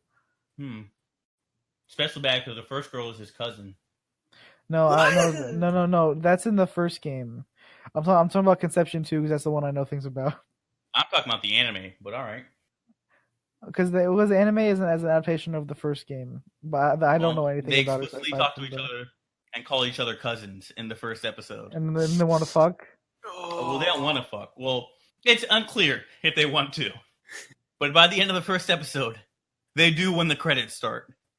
Okay, can this be I didn't give a second episode. Can we watch this shit on Pain Train? I don't want to. It's just I remember one thing I did see from the anime of the or whatever was that there's literally a screenshot that someone sent me of the show telling you to go look up the website for the game to receive lore information, which is really bad. Shameless self-marketing. It's fine. Yeah. Either way, Lewis, our next pain train, which Skylar never agreed to yet, was Jump Force. Oh yeah. How long was the shorter one that you posted? Like 3.5 hours. Holy shit. Jesus That's Christ. much shorter than a lot of the anime we watched. That's true. I've seen some cutscenes, my friend. I guess I could watch it because it'll be funny. I mean, it's gonna be cutscenes. It's not gonna be that bad. Yeah, the one that's 5 hours long involves like him running around in fights. And I was like, I don't want to watch fights. Okay, yeah, that's fine. Yeah, the second one was just strictly cutscenes, and I was like, all right, how bad does this get? And I clicked it somewhere in the middle, and I was like, this is fucking stupid. I thought the thing of like people just sliding across screen was a meme. I thought that was some bugs. That shit is intentional. They thought it was okay. You fucking thought. Yeah, shit's what? Yep, shit's came back and yeah, like Sanji just sliding across is like, I'll go, and then Frieza returning to his home planet was my favorite. Frieza floating up, that shit's bad, especially because he has an animation for flying. They just didn't put it in. They just forgot. So just Frieza just like float up. Yeah, he literally he's in his character model just raises slowly. He's in a standing position and he just raises from the ground like fucking Gary's mod. Yeah, actually, yeah. What the fuck is that game? It's really fucking bad. Yeah, it's pretty not great. And speaking of not great, this is just my opinion. I'm not too keen on the premise for the new Pennyworth TV show following Alfred Pennyworth in the 60s fighting Jack the Ripper's descendants. Wait, like Batman, like Alfred Pennyworth? Yes, in the 60s. And since, of course, little baby Bruce hasn't been born yet, they had to make him do something. And he's from England, so what else could he do? Fight Nazi. Crime fight. Well, I mean, I guess he's like, he is tasked. I don't know why, I don't know how, but it has come upon him to battle the descendants of Jack the Ripper, which I found the most stupid, lazy thing possible. That's the dumbest thing you've ever said to me. What? Yeah. What? That's his. Because I got into it slightly with like, not even got into it, but I was talking to like George. Was like, it could be good. I was like, you could make new characters. You could make something new for himself. Like, why is it specifically Jack the Ripper's things? Is it because Jack the Ripper's a popular, like, you know, well, not popular, infamous person from like England? And if you need to make his descendants, I was like, what? So is malice genetic? Did that get passed down to his kids? His kids is all of. That's why they had to, like, you know, exterminate all of Hitler's children because they were gonna exterminate the Jews. Also, it was passed down their hatred. Well, Haven't you played Assassin's Creed? Creed? Was? No, they all have the genetic memory. Mm-hmm. Everyone, yeah, God, this shit's whack. So. Yeah. Is Jack the Ripper even a thing in Batman? Is he what? Is Jack the Ripper like a thing in Batman? I would be shocked since Jack the Ripper's from the late 1800s. Well, I know because I feel like this seems super like oddly specific. So for a Batman property, that's one that's related to Batman. Why this? Could they not think of anything else? Money. They can make money, I suppose. But it's not. It's like you could even make this, and it could be not at all related to Batman at all. Why is it gotta be Alfred? Because Warner Brothers needs it, and they feel like making. But why not try and have some fan service by putting a Batman villain in it? In the 60s? Yeah, you could do some. I'm sure there's some Batman villains that are old. And they fight a young because the big thing is like, who's the oldest Batman villain? Here's something related to your thing, Claude. Is that this won't be the first time a Batman property has dealt with Jack the Ripper. DC Comics one-shot Gotham by Gaslight saw Batman tussling with. That's different. That's set in the past with Batman in the past. If he's actively dealing with Jack the Ripper, that's one thing. It's like, okay, it's a retelling of that. But to have someone deal with his descendants, like, that's when it's like, okay. Well, I just heard you say like deal with Jack the Ripper, so that's the closest thing that I was able to find. Gotham by Gaslight's the same as like the Marvel Noir series. It's just series that takes place in the 20s. Like that's fine. You're retelling that character in that timeline, dealing with those specific problems. If you want to put Batman in the late 1800s, then fine, cool. The Batman's there, and Jack the Ripper was a legitimate threat that's there. Why on earth is Jack the Ripper's kids also evil? And then Alfred Pennyworth needs to battle them. I mean, I guess you can work that because there's no such thing as a story that can't be written. Because his name is escaping me. He was my favorite writer for the longest time. He wrote the Codex Alara. I'm trying to remember his name. Was it Jim Butcher? It wasn't Jim. Whatever. Anyway, one dude proved his point. He always talked to people on writing forums, and someone was talking about bad stories. He's like, there's no such thing as bad stories. It's bad bad premise. It's bad execution. Someone argued with him, and he was like, all right, I'll make a bet with you. Give me the two concepts you think will never work together, and I will make it into a best-selling story. And the guy gave him Pokemon and the Lost Roman Legion. And this nigga was like, bet. And then he wrote the Codex Alara, which is not a best-selling book, but a best-selling series. Wait, so the Codex Alara is a Pokemon story about the Roman Legion? Pokemon, he was like, give me two concepts. And he fused them, which is the Lost Roman Legion and Pokemon. What is this series? Codex Alara. It's about people who control these spirits and whatnot. Everyone has a spirit that's depending on an element, they work differently, different strengths. The book series is the first book is called the Codex Alara. I don't remember the series name. It is Jim Butcher, by the way, in case you were wondering. Oh, it is him? Yeah. All right, because I know I loved his work on the Dresden Files. It's Dresden Files, man. Okay, that makes a lot of sense. Yeah, so yeah, we're kind of going off track though, but yeah, that's my. So you could make it good. I just don't like the we need to make Alfred Pennyworth a thing now. Who could he fight? We can think of instead of making new characters. Let's just say Jack the Ripper's kids. I could be completely wrong and blown out the water if the writers do a good job. It's not hard to do a good job if you know what you're doing. It's just initial impression, and I'm not a fan of it. Kind of for a lot of people, they weren't a fan of the Aladdin trailer. Because, Speaking of which, Will Smith, the Aladdin trailer. Yeah, that Will Smith Genie got a lot of people not too happy. It's the thing that gets me about Will Smith playing the Genie is that it's not going to be the Genie played by Will Smith. It's going to be Will Smith as a Genie. He did say before that he said he was not going to be playing himself, and then that was a big lie. He told a big, massive lie. More than anything, I don't care that Will Smith is the Genie. What I care about is that Gilbert Gottfried reprises his role as Iago. That's what I want. Is he? I don't know. They haven't talked about it. Everyone's so focused on this nigga being Will.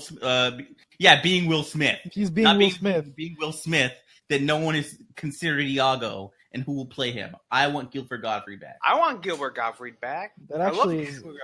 That's a good point. Gilbert Gottfried was great. I just can't believe how bad the effect looks, and then I feel like the effect for Will Smith's Genie is so bad that people are overlooking how bad the effects are in the rest of the trailer. The lava shit looks real bad. Why does fucking Jafar look like a baby in a Halloween costume? It looks like the costume is he did look awful. And is being held up by invisible air. I don't know, why's it gotta be like this? I appreciate them having actual Indian actors. That's cool, I guess. But why's it gotta look like that? Do you think they'll keep it in the original? Not the. Do you think they'll keep in the lyrics for Arabian Nights? Oh, I don't know. Do you remember the part that people who were from the Middle East hated from those lyrics? Shit. I don't remember. You're gonna have to remind me. Okay, so it's the second part of the first before the chorus. There's a whole like well, we're cut off your eyes if we don't like your face and whatnot. And there's a line that's like, it's savage, but hey, it's home. And it's like, people from the Middle East were like, we don't like that. Can you change that? Yeah, please. And then Disney was like, no. So that movie was super mean if you paid attention to the lyrics. It really was, yeah.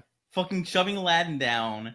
And then, like, I don't remember what caused him to say it, but he looked at Aladdin, and I was like, I don't remember, some royal dude was like, you were born a street rat, you will die a street rat, and only your fleas will mourn you.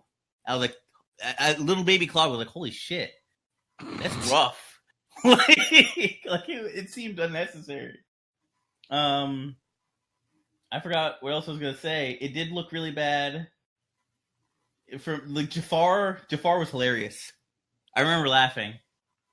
But, yeah. Why he look like that, man? Why he look like that? God. I don't know, man. But it's. I got nothing else to say about this. They didn't even. I want to say it's like his face is sliding off of his face. This guy's favorite. My favorite post that someone's made about this is, when's your first time trying out Photoshop in regards to the fucking genie? Yeah, dude, his face is sliding off of his face. I'm talking about Jafar or the genie. The genie. Yeah. One of my favorite things is I don't like this option. Not option. It doesn't come up too often, but I've seen a bunch of people being like, having the sad genie react and then the happy genie react was like, Robin Williams' reaction to the new, all reaction to the new genie, and then it's like the second one is like everyone knowing that Robin Williams would be happy would want us to be happy about the new genie. I was like, Robin Williams hated that role so much. Y'all forgot. He got underpaid and he hated it. And he was like, don't use my name in the credits. And they used it and he was mad. And he was only the genie for that one movie the first time. And every other time the genie was in anything, he was voiced by the dude who did Homer Simpson. Because Robin Williams hated it. So then why didn't they get whoever best was Homer Simpson? What? So then why didn't they just get him to play him in this movie? In this movie, because it's live action, and they wanted. Is it? He's not live. That's not live action. That's a visual effect. But, okay. It's a live action movie, but they needed Will Smith's face because they wanted Will Smith's face. It looks terrible. They're not going to James Earl Jones this shit, right? He's there. But why has he got his Will Smith's proportions? It looks like someone's never drawn a human body before. His face is too small for his head, and the weird neck connection shit. It looks. Does he have a Promised Neverland face? Kind of, yeah, dude. They're fucking. It looks weird. Oh, okay. Well, we can move on from this. Oh yeah, we actually skipped this. In other movie news, the Frozen 2 trailer came out, and I liked the first half of it, and I didn't like the rest of it because I was like, "What is she training for? Is she trying to become more powerful?" I like that. I must achieve more power. Because I liked her training montage at the beginning. The thing that reminded me of Loki was going to be flashbacks to the sequence in Avatar: The Last Airbender when Zuko was trying to learn how to shoot lightning. It reminded me of that, yeah. And then it also reminded me. That's not fair. That's nowhere near as cool as that. No, it's true. And then it also reminded me of the part in Dragon Ball Z where Vegeta is trying to go Super Saiyan in the rain. I'm in my head, I'm looking at these two things. I'm like, what is she doing? Is she gonna channel? Is she gonna go Super Saiyan in this movie?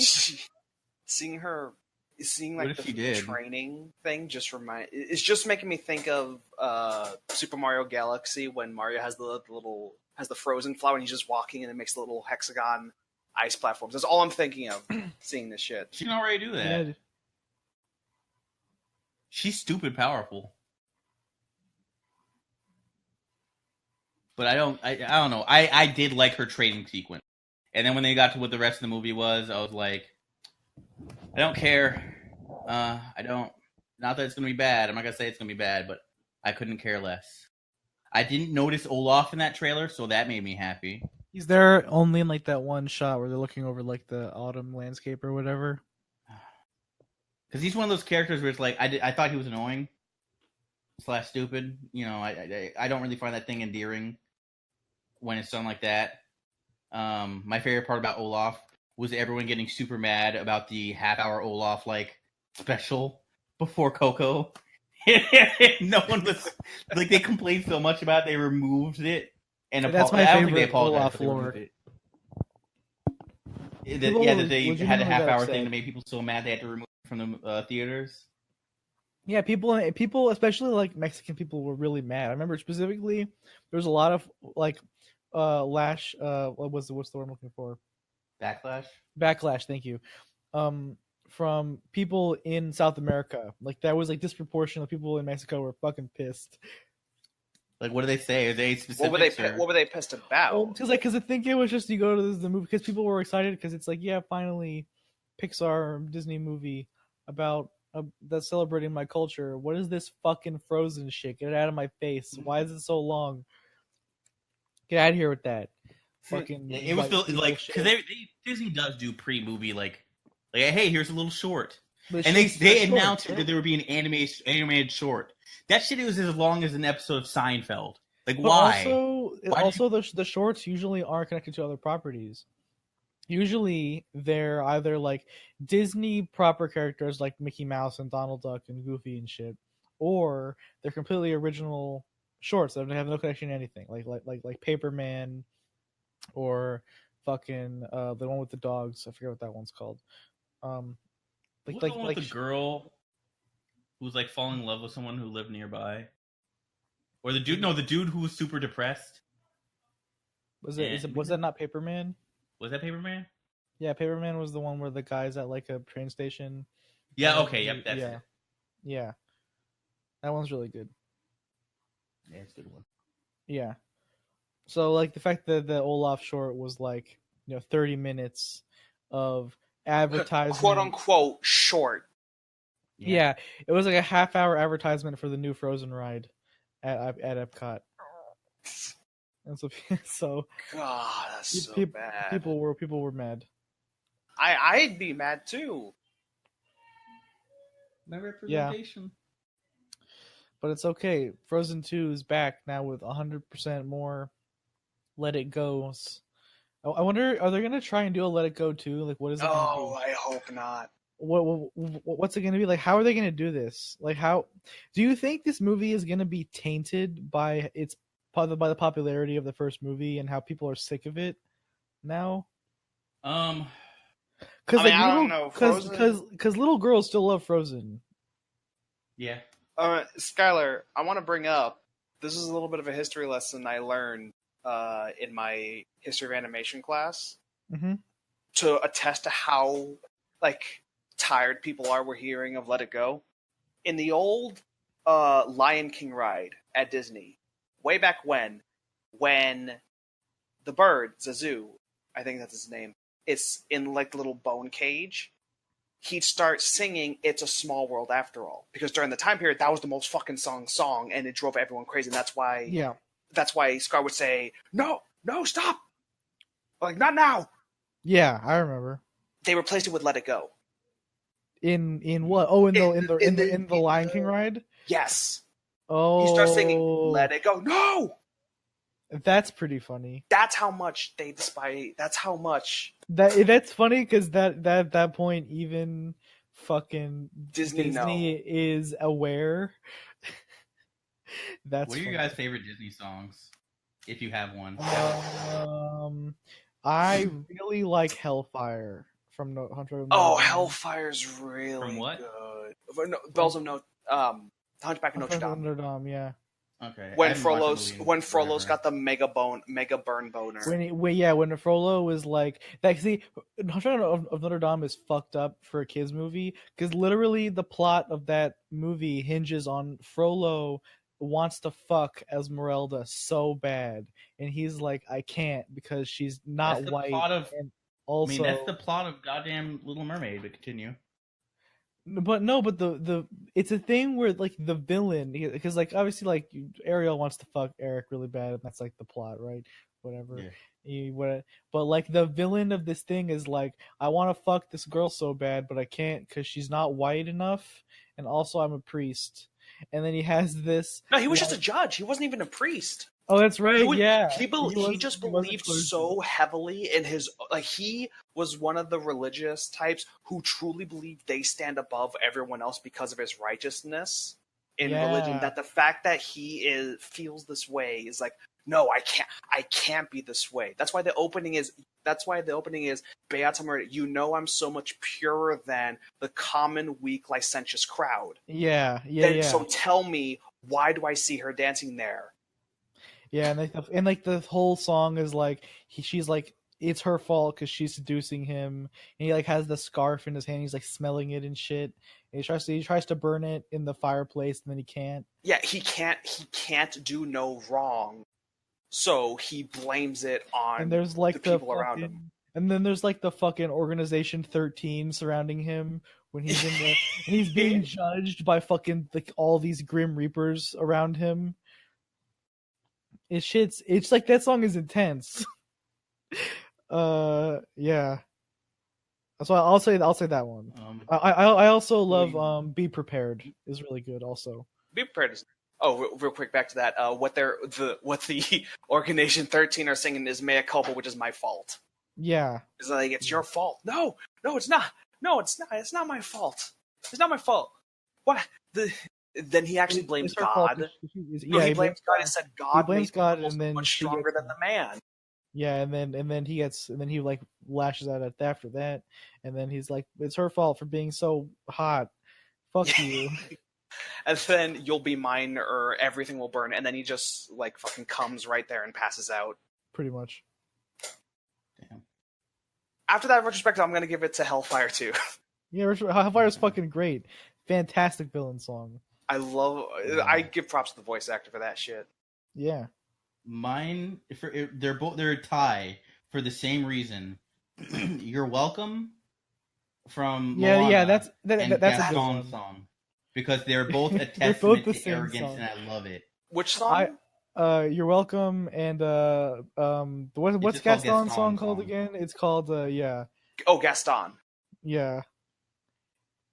I like You're Welcome a lot, actually. That's a fun one. I am somewhat tired of it, but that was just because my little baby nephew loved Moana and we would play it over and over to the point where I could just recite You're Welcome on the spot because he wanted me to sing it. But I will say I do like, aside from the lyrics, I like the visuals. Yeah. She's super on guard against him, but then he keeps just like charming her until eventually he like has the seaweed and everything around her neck, so she's like all dancing.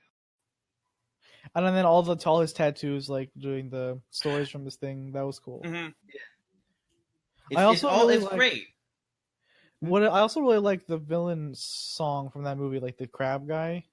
Oh, Shiny. Yeah, that one's good. I love the voice actor that did. What's his name? Who did Tamatoa again? What's the guy's name? Tamatoa. It was Stephen Merchant. No, some British. Steve by Jermaine Clement. Jermaine Clement, thank you. Yeah. Yep. Yeah, he's great. He's really good. Cause like his is he brings up when he talks to Maui. He's like, hey, you what was it? I like you, Maui, because you wear yourself on your skin just like I do. You're very shallow, just like me. Well, I just liked Shiny. I feel like that character existed entirely to have that song happen. And then it was the same thing it's like the thing that I love where the characters acknowledge how good the song is. Like in No More Heroes 2, when you beat Margaret Moonlight and you beat at the end of the boss fight, and Margaret is like, did you like my song or whatever? And then, when they beat Tamatoa, hey, did you like the song? Yeah, and then with Margaret Moonlight, it's like, Travis is like, fuck, what does he say? He has a fucking line and then he just cuts her in half. I can't remember. It's been too long. Have you guys not played No More Heroes? I've not. No, I haven't. I would recommend playing them if you. I wish I could. I don't have a Wii. Or the you can play No More Heroes 2 on the PS3. I don't have a PS3 either. I only have a PS4. But no, I know you guys were on that for a bit. I do want to give extra props for Gaston's song. Gaston is pretty nice. That's fantastic. It's not only isn't it a testament to arrogance, but it's just like Gaston's like, I hate it. Everything about me is lame. And then it's like his little, I forgot what his name was. He's like, Gaston, you have the biggest dick. It's like, no, I don't. It's average. And then he breaks into song, and Gaston's like, that's right. My dick is massive. I do all these things. And the funny thing is that he lives up to all of this shit. Like when he wraps the belt around his neck and he just flexes and breaks the belt. He's just even his song is so cheap. In a wrestling match, nobody bites like Gaston. Like, why? What? Like, what? Like, there's so much about it. I love it. But, yeah, we should move on. What the fuck was our next point? I don't even know what Hollow Knight. Yeah, there's no way to transition from Hollow Knight, or from Gaston to Gaston to Hollow Knight. Yeah, so Hollow Knight Silksong. I did not play the first game, but Skylar did, so you could talk about how hype you are for the next one. Yeah, so I'm really excited for this. They've been teasing Hornet something for a while. Everyone just figured it'd be another expansion because they've done a fuckload of those at this point, like a DLC. But it is in fact not. They've come out and Hollow Knight Silksong is in fact straight up a sequel to the game, and so Hornet's getting her own game with a bunch of shit. There's lots of cool stuff in this trailer. It seems like what they're going for with this is in like with Hollow Knight, Hollow Knight from the first game, the character, his deal was that he got all this magic shit in the game, and that helped him like with his mobility, and his attacks were all centered around like using the soul, the magic or whatever. Well, it seemed like with this, what they're going for was that they're doing something different, or instead of like magic stuff, because Hornet never did any of that during boss fights or whatever, she instead had like items that she used. She had like twine that she had attached to her nail, and she also had the spike traps that she would use or whatever. They're instead going for like this like sub weapon shit. So like there's a couple of moments in the trailer where she'll like toss something out. Like there's a part where she throws out a thing, and then it hits the ground and turns into like a saw wheel, then it shoots across the floor. There's a part where she throws like a bomb or something, it looks like. So it's like instead of spells, they're doing sub weapons, which seems really cool. I'm a fan of that. And then also like they're changing the mobility a lot, because Hollow Knight again was very like traditional Metroidvania platforming abilities. You have your dash, you have your fucking shine spark, you have a double jump and wall jump. While in this game, it looks like they're doing like fucking multiple jumps and like homing dashes. I saw there's some really fucking wacky movement shit in the trailer, so this looks really cool. They're doing a lot of cool stuff with this character, and so I'm just stoked as hell. All this new shit, it looks fucking great. She looks really mobile because this shows like she dashes forward with her little like rapier looking needle, hits a guy, then just flips over. It all looks really smooth too. It seems like they're really taking to like the design philosophy of making this character feel like how she would play. You have to play her like she fought you during her boss fights, which is really fucking cool. It's like the same kind of a design philosophy that they took for designing the different characters in Devil May Cry. How when you play as Virgil in DMC4 Special Edition, how the game's systems encourage you to play him like he fights you during boss fights, only walking instead of running, and then never missing an attack, kind of shit. This is really cool. I'm really excited for this, and yeah, it should be good. Team Cherry is fucking killing it. What a fucking talented ass group of people. Okay, and then Lewis, did you have anything to add on that? Because I have nothing to say on it because like I didn't play it because I'm terrible at platformers, so I didn't even bother. Like the only platform I'm even gonna like consider, I already put my money towards it, would be Bloodstained. No, I have nothing further to add. I don't play platformers very often, but Hollow Knight was an exception where I didn't play it myself, but I did watch quite a few people go through it, and it looked really, really nice. By the way, Claude, I'm not sure if you have it on the docket or not, but we could talk about Early's mention that Tunchi, whatever, it met its Kickstarter goal. Yeah, so it got to its what game? second goal, and it's been confirmed 2 Mellows working on the soundtrack.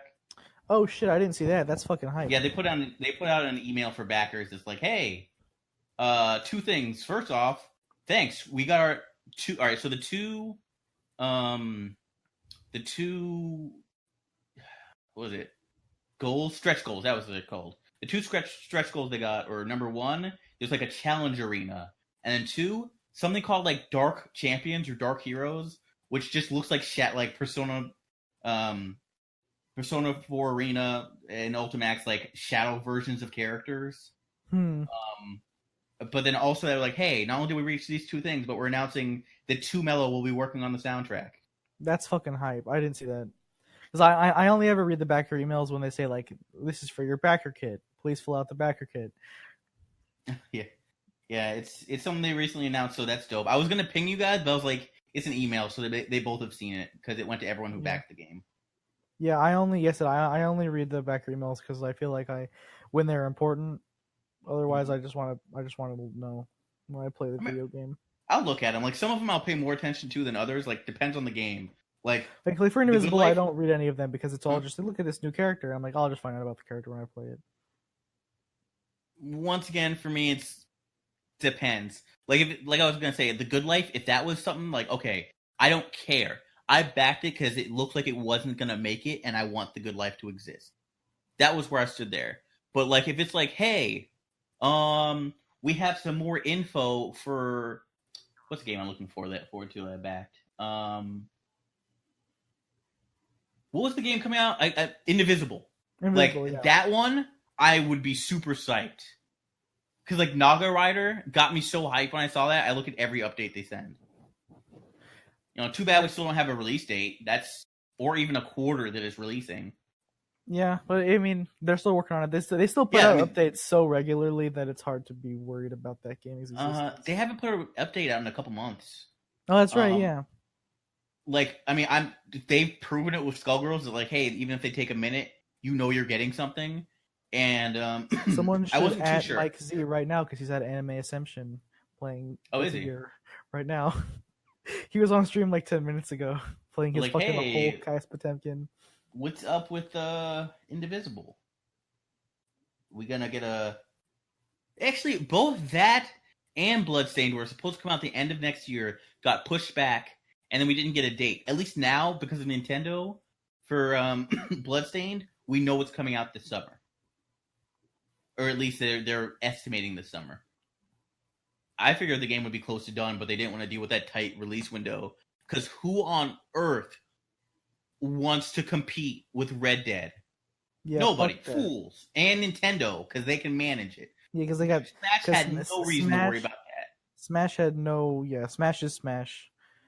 They're fine. Yeah, it's like, all right, like, cause like they put their dick on the table and they're like, who's going to challenge us? And Nintendo put their dick on the table with Smash, and Rockstar was like, huh. That's fine. It's a nice girth you got there. All right. And then that was the end of that. There was mutual respect. Mutual respect for each other's dicks. Man, what were we supposed to talk about? Tunche, yeah, that's right. Tunche, that was nice. Yeah, so I just wanted to bring it up. I wasn't sure if it was on the docket or not. It was not, because, now if people who didn't back it, I guess get fucked. I don't think they have a backer kit. If not they yet. do, not yet. It's not out yet because the game just passed. But I actually lost the list. Do you have the list up, Skylar? Oh no, I wasn't. I can bring it back up. I just went to a different page to look up something. All right, never mind. I got it. Catherine Full Body release dates revealed for September 3rd, and I was psyched. That's like, oh yeah, I'm like, now I know for a fact what's coming out, and I was also bummed. I was like, that's gonna be I'll still be on my vacation. So you'll be coming back that day, though. Yeah, so it you'll will be able to play it. Well, you'll be flying back that day. So Yeah. you'll play it the 4th. I'll finally give you the word on all the things. Well, James keeps posting the word in here. Posting. And I have not been clicking on it. I don't really care about spoilers for this, so I have been reading those. That's a video game. I care enough because I don't know anything about this game. The only thing I cared about was my argument with him. And then, like, he told me, like, the answer is like, well, it looks like you were right. And I was like, okay, cool. And I don't want to know nothing else because, like, unlike you guys, which I didn't even know, like, see Catherine, the blonde one. I didn't know her until you guys, because I stayed completely away from it. Not because I knew I was going to play it. Just, like, I didn't care at the time. But now I know I'll play it. Oh, by the way, in regards to this, it's mostly just that I don't want the entire, video game chat being nothing but him posting Catherine spoilers. It just got kind of annoying if it's nothing but him constantly posting it. It'll probably only be for the next couple of days because there's nothing else to post. Hopefully, you never know. You never know what depths will come from that autistic mind. It's true. That's just not deep. That's a kiddie pool. But his autism goes very, very deep, is what he's saying. Okay. Fair enough. Last on our gaming news, once again, I don't have a segue for this shit. I just want to go to it. Nintendo had a direct, which was surprisingly underwhelming, in my opinion. I don't know if did you watch it, Skylar, when it was going on? I did not watch it. I was told it was going to be a Fire Emblem Direct, and I don't care about that, so I didn't watch it. I watched a few things with the Nintendo Direct. So, do you mind if I bring up the top 3 things that stood out for me? Go for it. So, the main thing, there were 2 big things and 1 minor thing. The two big ones were the Fire Emblem game that they announced, and then Dragon Quest. Dragon Quest because it's a long-running series that I have followed. I haven't played one because I just never had the time to play it, but I've just heard nothing but good things, so I was interested in the fact that they're bringing a new one. Fire Emblem 3 Houses, mainly because when I saw the gameplay, I looked at it's fully 3D. As in, like, there's no just flat images. They attack, and then they have the 3D, because, the whole thing is in 3D. Also, the idea that you're a teacher, which means, Skylar, don't loot the students. Damn. But they're old enough though, aren't they? Are they like 18? Aren't they college age? Yeah. They're like leaders and shit. But Skylar, still no. No. No, it's fine. The third one was like some of the games that they were. Oh, actually 4. 3 major one. New Link, Legend of Zelda, is coming back. And then what just like kind of interests me was the fact that Dead by Daylight was coming up on Switch. That game, that trailer looked so bad. The game already doesn't look good. Like I've played it with some friends. Like it's fun, but graphically, it's it's super grungy and gritty. Switch, I was like, oh my god! I'm just like starting to. I just heard that it came though, but I'm looking at the trailer now. That looks bad. Yes, it does. That looks super bad. Yeah, it don't look great. Also, Tetris is now a battle royale. Everybody. Yeah, that game's sick. That's great. Actually really cool. I don't like Tetris, I don't play it, but that's cool that it exists. I love the idea of like, we're going to hop in on this battle royale trend. All right, so what? We have Fortnite, we have PUBG, which are very different in style. We have Apex, we have Hunt. What are we going to get? Tetris! Well, I mean, that's not a shooter, so that'll instantly be away from the 12-year-olds. Yeah. Now, the only thing in this direct that I care about, though, I want to talk about is let's talk about Astral Chain. Let's talk about Astral Chain. Same thing I knew we were going to care about. Yeah, this fucking platinum video game where you have a cop, you're a cop, and you have stand powers. Which game? You ride on your and you ride on top of your fucking Jaguar stand. It's so cool. It's dope.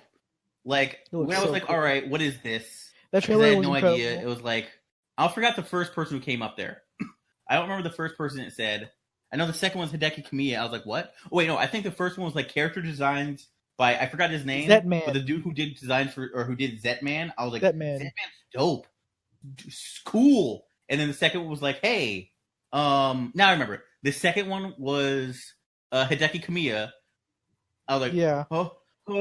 And then the third one was like director of Nier Automata. Nier Or not Automata, director, yeah. It was It was lead designer on Nier Automata. Oh, it was lead designer. Okay, I was Yeah. like, and then like it just got better and cooler, and then you got the platinum like gameplay, and I was like, man, this is doing it. You already knew it was platinum beforehand, because even though they ended on the because you could tell just from like how the dodge animation looks. Yeah. Oh, that and you talk like I don't know what Kamiya would be doing without platinum right now. Yeah, that's true. No, that's his baby. That's what he does. It's his studio. Oh, Skylar. Yeah. What you brought up way earlier at the beginning with the fan question, they revealed Demon Ex Machina. Oh, that wasn't revealed. Yeah, they that revealed was that at E3, I think. Yeah. Yeah, he But said we were gonna it was like part of the direct, but we could talk about it then. So yeah. So Demon Ex Machina. It looks like it's not exact. It's as Skylar brought up before, kind of like a coming back of Armored Core and stuff. They're adopting stopping Astral Chain conversation. It's looking like more like a cell shading. Yeah, it's not the same art style as Armored Core, which is fine. Not all mecha games don't need to have like that grit. Gameplay wise, though, it's very Armored Core. Yeah, this is very interesting. Yet another game that is slowly leaning me towards using some of my store credit and shit to get a Switch. Ew, store credit. Not buying everything on digital. What is this? I meant the Switch itself. Like, GameStop store credit, so it's like you had to do some scum shit to get that. Yeah, I'm talking about Amazon store credit. Like Amazon. Never mind. Yeah, I like the Amazon credit cards. So I've been thinking, do I really want to put like a few hundred on my store card to get the Switch? But I know Armored Core like game is coming up. And Legend of Zelda and all that. It's really tempting. Link's Awakening looks pretty fun. Yeah. Yeah. It wasn't for me because I like Zelda games sometimes, but I didn't feel like playing Link's Awakening again. Oh, have you played it before? I played it when I was young. Yeah, it's a cool Zelda game in my opinion because I think like the formula they did like it's very like it's one of the ones that doesn't do the Zelda formula. Like it just kind of because like the whole thing with like renting weapons and stuff is interesting. Which I think they did again in Link Between Worlds, that one. I didn't play that one. Yeah, where you rent the weapons from the. So I do have a question for you guys. On top of what was your most enjoyable Legend of Zelda experience? Breath of the Wild. Wind Waker. Not the games, like your favorite moments in the Legend of Zelda series. I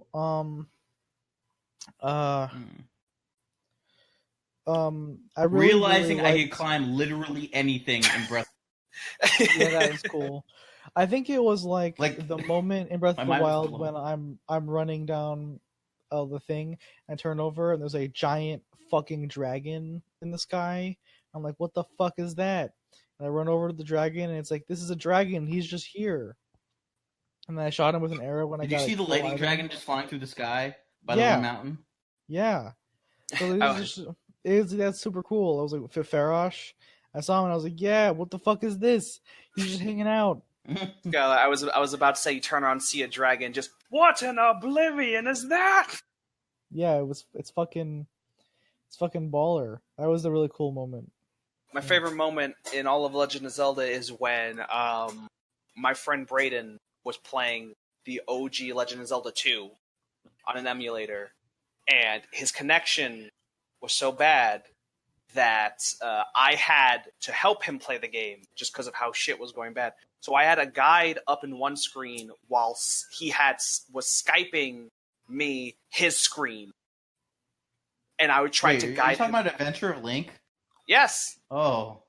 Yeah, I was helping guide him through the game, but I couldn't see his screen because of connection issues, so he had to Skype. He had to Skype his screen. And I was looking, I said, okay, so this was like towards the later stage. Early stage, it was like, okay, you're going to go down the next 2 flights. You're going to go down to the next 2 areas. You should see a darknet in the corner. I don't see a darknet in the corner. Fuck, go back to the room. Why didn't he just look up a guide? The game came out in the 80s. Apparently, it was... why did he just look up the guide? Why was this? Why were you doing like your tandem shit? What is it? I don't know. It made things more fun.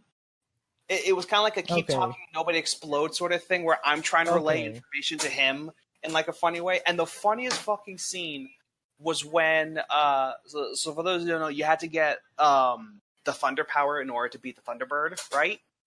So I said, okay, all right, we got to get this cross. Why do we have to get this cross? So you can see the ghost. Why do I need to see the ghost? So you can get the Thunder Power. We do all that shit. And he like dies constantly because like, fuck up with the controls.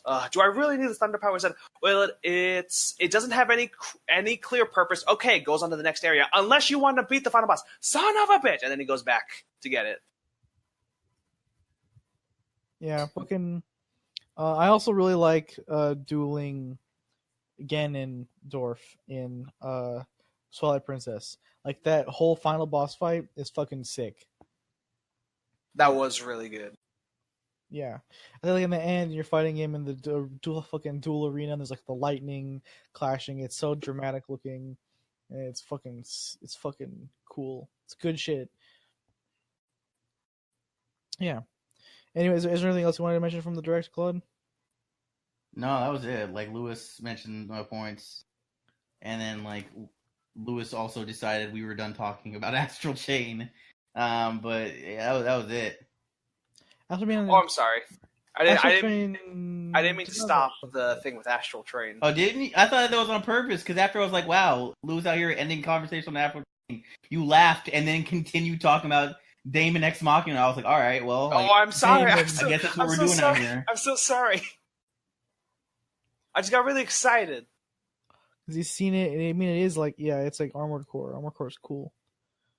I've only played on Armored Core, but, you know, we have a spoiler cast to get to, so we should probably we do not have that. do this again. Yeah. And unfortunately, it will be at the spoiler cast that I will need to head off. All right. Okay. Oh, yeah, that's right. Before spoiler cast, everyone who's, like Skylar said, all 2 of you, everyone who's used to James's weird news, James asked me to do his weird news. He sent me a story, and I said no, so we're not doing that. So pre spoiler cast. So anyone who's like, it's still gonna be on the topic. You don't need to leave yet. Skylar can talk about this. We're gonna be talking about Mawaru Penguindrum. The thing about that is there's some stuff you can get into before that would enhance your experience of this. So, you know, if it's like, hey, this is a series I've watched and I like, or hey, this is a series, you know, you guys talked about before and I'm interested in, look into the things Skylar's about to say, and it should help you out in your level of enjoyment for it. Yeah, okay. So, all right, so the thing with all of this director's works is that he just draws shit from so many different places for his inspirations and whatever. So basically the deal with Penguindrum is that it's heavily inspired by 2 things. The first and foremost, I've mentioned it before when I've talked about this show, is that it's inspired by the 1995 Tokyo sarin gas attack that was like it was a terrorist attack that's perpetrated by this cult called Aum Shinrikyo, and the specific like interpretation and like the view of this event that Ikuhara is like drawing from is the like the what I'm trying to think of the words. Basically, he agrees with this book that came out. This book is called Underground, and it's written by a famous Japanese author whose first name I forget, but his last name is Murakami. And he's, you know, a very, very famous author. So that book is very influential to the series. And the in the show, they even like name drop Murakami at one point because one of the characters wants to go find one of his short story collections or whatever. And then the other thing, so that I feel like that's the most important thing that you should know because that's like what the show is about. Ikuhara even talked about how he wanted to make the show in like the early 2000s, like to late 90s. It was literally told no because it was too recent. It was too recent in everyone's memories, and it would be too fresh. So he had literally waited a decade to make the show because he wasn't allowed before. And then the second thing is it's a book, but he specifically references the film version of this thing called Night on the Galactic Railroad, which again, famous Japanese book / movie about this kid his name's Giovanni and his friend Campanella, and they get on this train and it goes into space, and it's a metaphor for dying.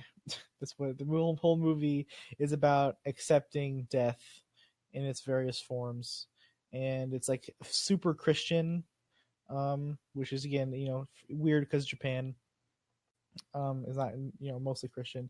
But that again also is a major influence on Penguindrum as well. So those are like the two things I feel like you should have a vague knowledge of before you watch it. You don't even really you don't need to read Underground because you can just read the Wikipedia article about its conclusions and stuff, and then the show does a decent to okay job of explaining the things that it is taking from Night on the Galactic Railroad, so you don't like per se need to watch it, but there's some stuff that it references where it's like you probably do need to have some knowledge because otherwise this like couple of lines of dialogue won't make any sense. Yeah. Other than that, though, yeah. So would you say there's an order that should be best? Like, should you read the Underground stuff before Night on the Galactic Railroad, or does it matter? That doesn't matter at all because they are those things aren't connected. Okay. I think that book I didn't think they were from a terrorist gas attack and a Christian story about accepting death. But I didn't know if you'd be like, hey, do this first. Yeah, so both of those things are like influences on Penguindrum, and I think that but you don't need to you don't need to watch one before the other or whatever. The movie is also pretty good. Like Night on the Galactic Railroad is a pretty good movie. So I mean, you should just watch it because it's good. Yeah, I'm gonna get my girlfriend into Penguindrum at some point, and I was like, all right, let me ask you about this. And it doesn't seem like there's that much. Like Night on the Galactic Railroad is also that makes it easier for us to watch. We're gonna clear through we are so close to being done with so many shows. We have 2 episodes left of Asobi Asobase. We're halfway through Devilman Crybaby. We have 3 episodes left of Goblin Slayer. We got 5 episodes left of Cowboy Bebop. Like we're almost done with so much. Once we wipe through a lot of that, I'll be like, okay, let's get this done because I feel like she'd like it a lot. I want to actually show her some shows that like have really good image. Oh, okay. Before we go into this, anyone listening now, in a minute, I'm going to transition into the spoiler talk. If you don't want to hear spoilers for Penguindrum, we'll see you next week. And if you do, continue listening. But I was like, man, I want to show her some stuff like to get her primed for this because once again, like that's one of those shows. It's not really that you can just look at and be like, cool, stuff's happening. There's a lot of metaphors, like visual metaphors in there that if you don't if you're not the type of person to look at that, it'll go over your head. So I was trying to think of like some stuff to get her used to that. Anything you can think of? You could watch some nothing movies. Nothing major because I was thinking a lot of shows is like nothing that's like, hey, subtle. You can tell from the art direction. It's like this is this. You can tell just by looking at it. How the most baseline, like low level, visual metaphors is like when people are going through certain scenes and you see what the penguins are doing, and those are very much a direct like, oh hey, like when Shoma was trying to talk to Kamba and Kamba wasn't having it, you just saw the penguins like shows Penguin was trying to hand something to Kamba, and he kept slapping it to the floor. He's like, yeah, rejecting what you're saying. Like, that is very in your face. Yeah. But like, there's other scenes that's like very, very, very, very subtle on how they handle things, which is what makes me like that. You could get her to watch like some Yuasa stuff. Like I think like Ping Pong and Tatami Galaxy have like a lot of like, you know. We tried Tatami Galaxy. I can do Tatami Galaxy. She was like, no, my brain would explode. Subtitles are too fast? Yeah, okay, fair enough. It's so fast. Like, you can't skip a beat. You almost can't blink for some lines. It's pretty... He talks really fucking fast. So I think... Is it only him? Yeah, it's just him. It's just the main character when he monologues where it's that fast. But like Ping Pong, though, has some of like, you know, like Yuasa abstract visuals. And maybe you can watch like Mind Game, the movie. I still haven't seen Mind Game. I still want to. Yeah. Or you could see like, I don't know, you can watch Fooly Cooly with her, or wow, words. A Satoshi Kon movie, like Millennium Actress, or like Paprika. So that's actually, I'm glad you mentioned that. I don't remember nothing about Paprika. I watched it when I was a kid, and I didn't understand anything that was happening. But I remember being visually impressed by it. Actually, when I go home tonight, or when I go, we're gonna watch one of two movies, either Paprika or Castle of Cagliostro. See, that's hard. I really fucking love Castle of Cagliostro. Yeah, the movie is so good. Because I was like, all right, here's the thing. I was like, I don't remember nothing about this, because she was like, hey, let's watch a movie that she wants to watch stuff that I haven't seen before, because like everything I've shown her has been trial and error. I'm not going to throw her under the bus with a show that I'm not sure if it's good or not. But she still does want to watch stuff I haven't seen. So it's like, I've seen Paprika, but I remember literally nothing about it. I mentioned, being impressed by the visuals, but I didn't understand what was happening. So it'd be something new for us. Like Castle of Cagliostro is like, I love Lupin, and like, I'm mad I hadn't seen it sooner, because that's up there for me as far as anime movies and Lupin properties. Because like, yeah, it's one of the best Lupin things to exist. It's really good. Yeah, so I was like, I'll let you decide. She's like, I can't decide, and I was like, I actually can't, because I don't know. They're both good picks. One I really want to see. The other I love. Yeah.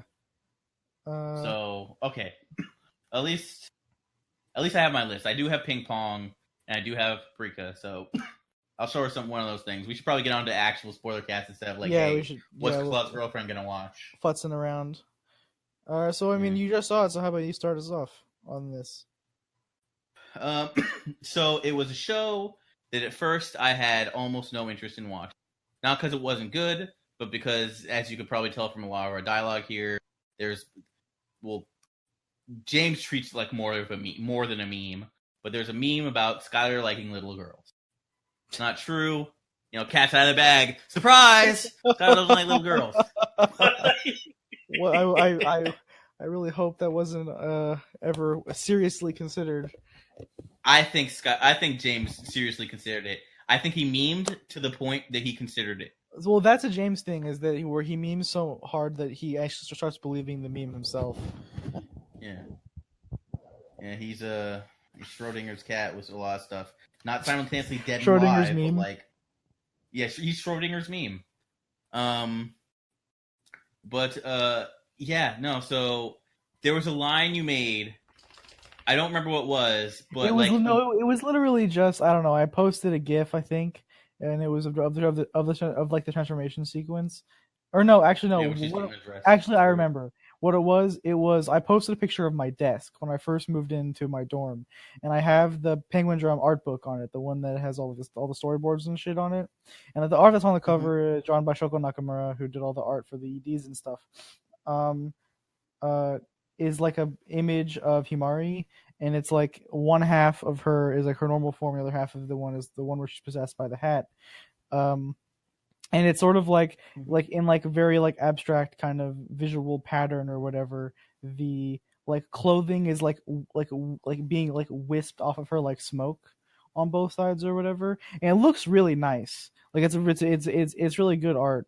But fucking somebody in chat made it look like, Skylar, why you got a half naked little girl on your desk? And I'm like, no, you stop it, you shut up. And so fucking I forget what I said. We were like I forget what the concept of it was. Throughout the show, she's in varying states of undress. Yeah, I did say that. I did, yes, but that's true. It's a true You're not statement. wrong, yeah. Because people were like, and people were like, it's just, I mean, it's a thing that happens in the show, so it's like I'm not gonna, yeah. So yes, correct. Yes. So I was not interested in the show at all, and then something happened over time. I was watching more and more anime. Some that Skylar had mentioned to me that he liked, and I watched and I liked. Others that had been on my radar, and I liked, and I found out later that he liked. I think the final nail in the coffin for that was Ping Pong. Because I started to find like a trend where it's like, I didn't really know too much about like his anime taste versus mine for some shows. Because like half of his list was stuff that I hadn't seen or hadn't heard. And after Ping Pong, I was like, it feels like while there's some stuff, I like Yandere, he likes, he doesn't like that. There's some stuff we differ on. For the most part, we had similar taste. So I was like, all right, what's the show he's been raving? Because I had just finished Ping Pong and I fell in love with it. It was the first time in a long time a show had broken my top 5. Because my top 5 has like remained the same since I watched Hunter x Hunter in like 2014. So like, what else is on his list? He was talking about that Penguindrum show. And if it's that good for him, maybe I'll try it. So I started watching it. I loved it. I got halfway through, and then I think a new season of anime or something started, and it made me put it down, or maybe I just got busy. I don't remember. And then he through subtle displays of passive aggressiveness, Skylar kept egging me on, like putting it in he changed the chat description. I don't even check chat descriptions. Just one day I was like, all right, let me see some of the funny ones because Stewie changed one. And the one for our anime channel was like, Claude, when are you going to finish Penguindrum? I swear to God. I was like, damn, it has been a couple months. Fine, I'll finish it. And the show is good. The show is definitely good for the first half. And it's good for the next 5 episodes of the second half. And then it just does this thing where it ramps up, like, significantly in, like, the final 5 episodes. I was like, whoa, what is happening? Like, in a good way. And, like, I finished it, I'm gonna say Monday I finished it. I think so, Maybe yeah. Tuesday? It was like, whatever that night was when you hit, I think it was Monday, where you hit, like, episode 19 and 20, and I was like, yeah, this next couple episodes are, like, really fucking good. Like, you're in there now. The end of the show is fantastic. And you just kind of, like, did some homework, and then you're like, I'll just finish it. Yeah, it was yeah, it's I still am having a hard time placing it. It's not in my top 5, but it's definitely in my top 10. Yeah. I mean, the top like 6 through 10 has been shuffling around more recently. 5 is hard to break into for me. But it's definitely hit top 10. For me, it's in my tentative top 3. Behind what? Ping Pong and Evangelion. Let me actually look at my my A list. I'll say exactly. Cause I can name off my top 5 easy. It's just 6 through 10. I don't recall what I ordered it as. Okay, favorite animes. Okay, yeah. So 1 is Hunter x Hunter, then JoJo, Cowboy Bebop, Hajime no Ippo, Ping Pong. Then it goes Berserk 2016. No, 20. Berserk 97. Jesus Christ. Berserk 97. Oh my God. Full Metal Alchemist Brotherhood. Okay. A Place Further in the Universe, Gurren Lagann, and then at the number 10 spot is Penguindrum. Okay. I might put it above Gurren Lagann. I don't know. I really don't. Yeah, man. It's like my top 5 used to be pretty solid, but then it was the only things that are still there for my old top 5 are Evangelion and Gurren Lagann. I don't even remember what used to be in there. I'll be real. Like I said, 6 through 10 shuffles a lot for me, but a show has to do a lot. A show has to either like get me into something or do something very special for me. Like Hunter x Hunter, like I felt was like all around fantastic. I already loved shonen. Like that had been something with me since I was a kid, and it's the best shonen I'd ever seen. JoJo just was like something I'd never seen anything done like that before. I felt like as weird as Araki's writing style is and how you forget stuff, like they do a fantastic job setting up characters and villains and fights.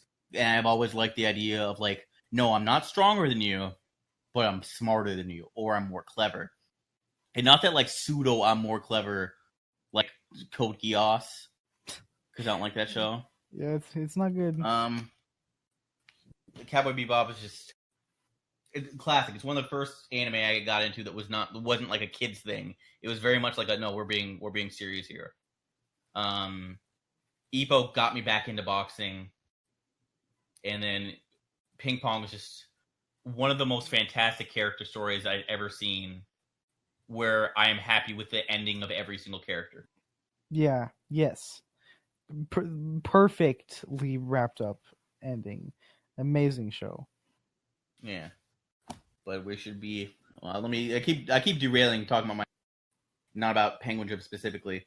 Yeah, I mean that was me. You know how I got into it and all that. So, what about you? Where did you? I know you said you watched it in like high school, but what was your journey with the show? Okay, so, it's actually really weird.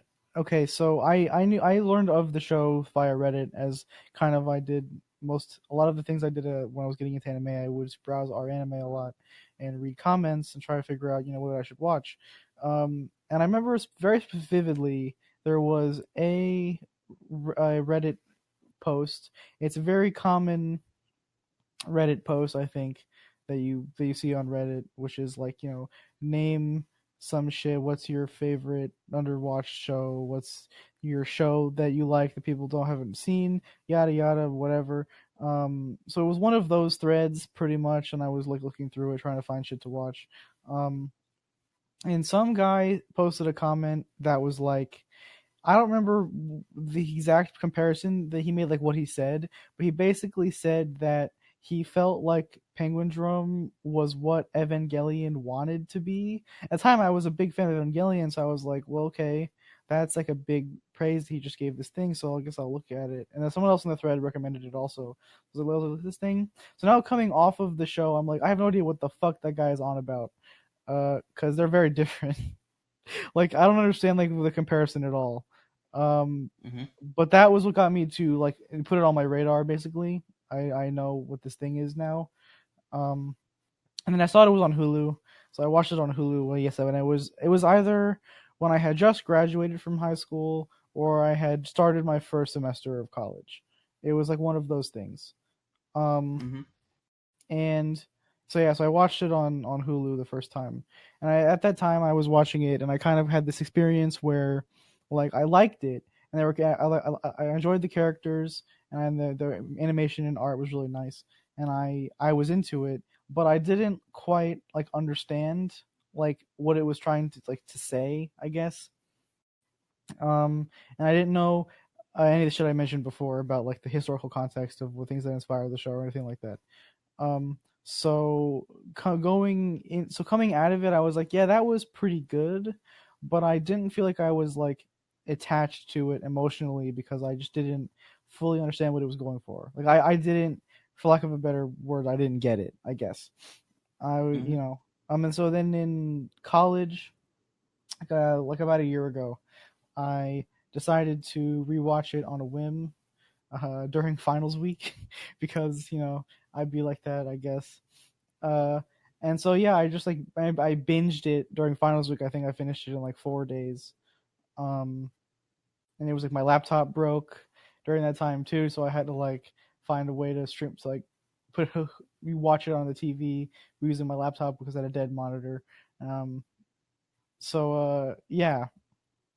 So that's kind of my thing with it.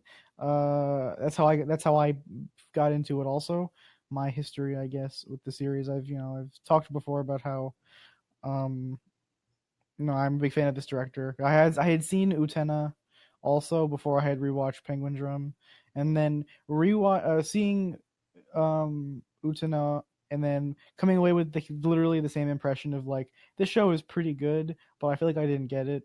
Like I didn't fully appreciate what it was doing. So like coming away from both of those shows with the same impression made me kind of feel like I should go back now that I'm like a bit older and have read more things. Maybe I'll be able to get something more out of it than I did the first time I saw it. Yeah.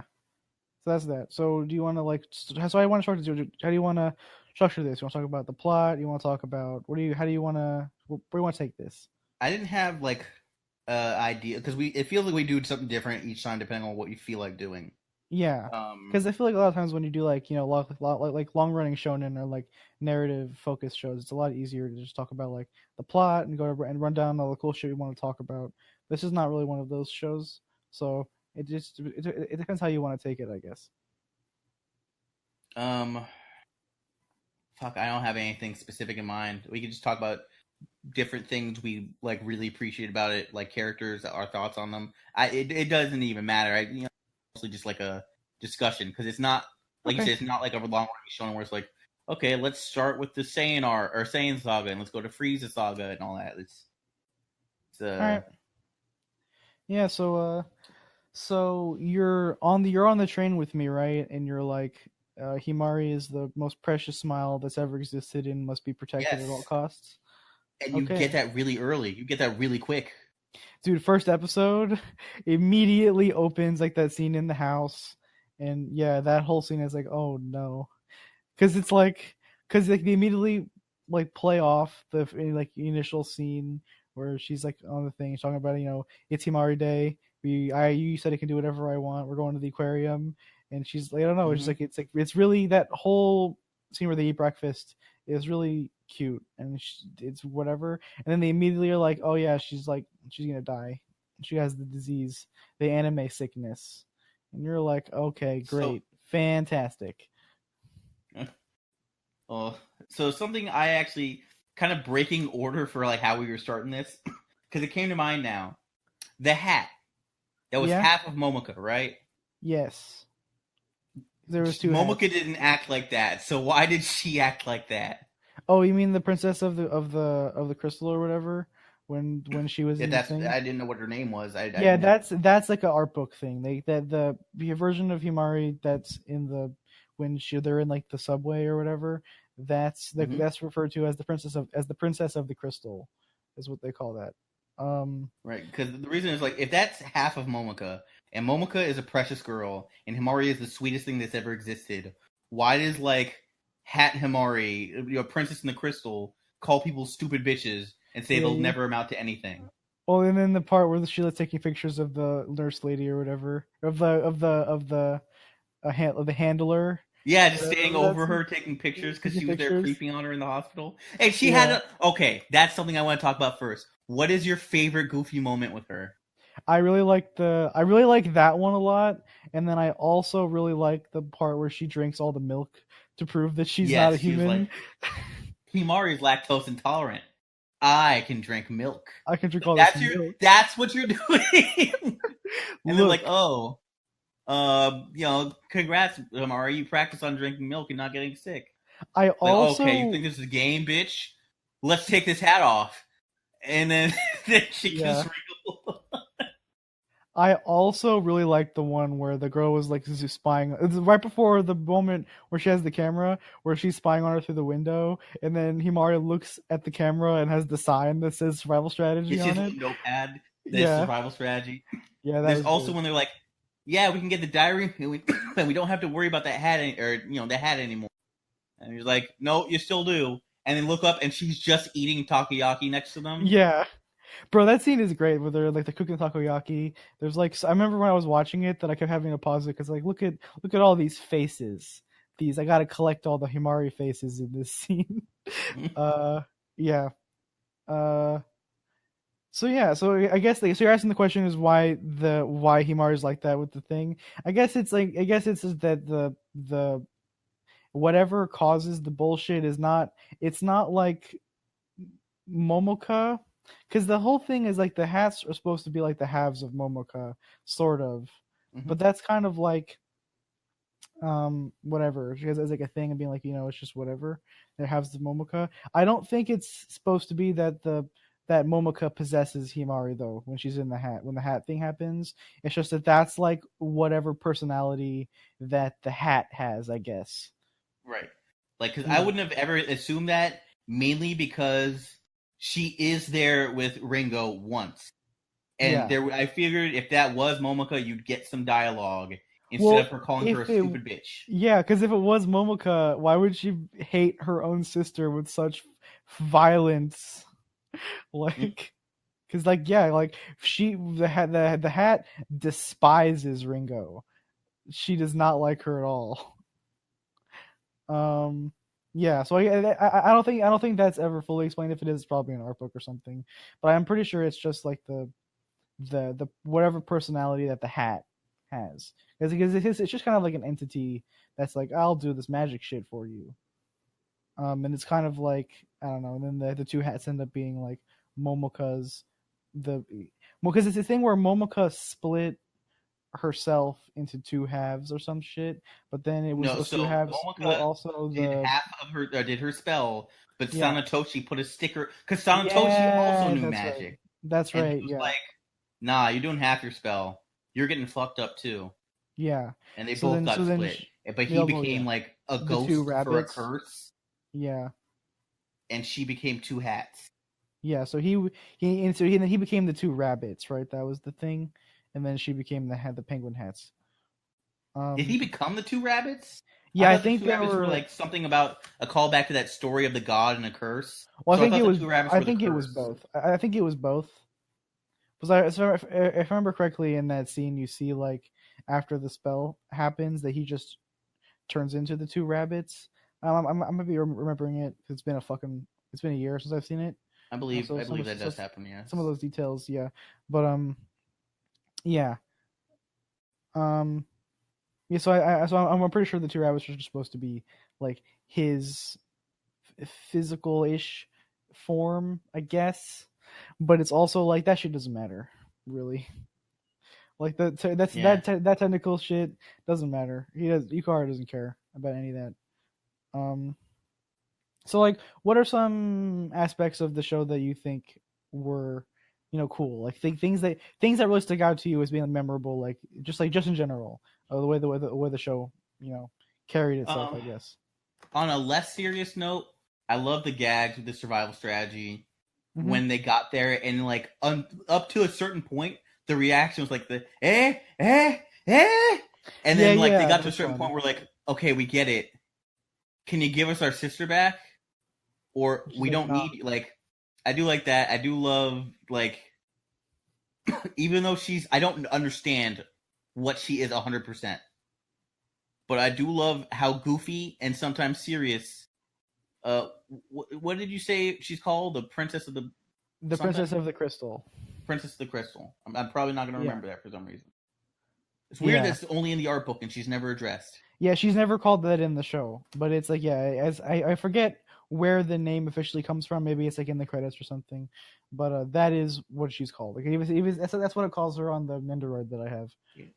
So I really appreciate her existing, and I don't think there was a moment with her I did not like. Yeah. And like I was mentioning earlier when I was asking about like stuff for my girlfriend to get into, there was a lot of like the imagery that I thought was like phenomenal. Earlier on, there was moments, mostly like I like the simple stuff with the penguins because I was looking at like face value stuff. But after a certain point where I started like looking deeper, like one of the scenes where it's like, when it was like, who was it? It was Kanba, who was like basically isolating himself from everything.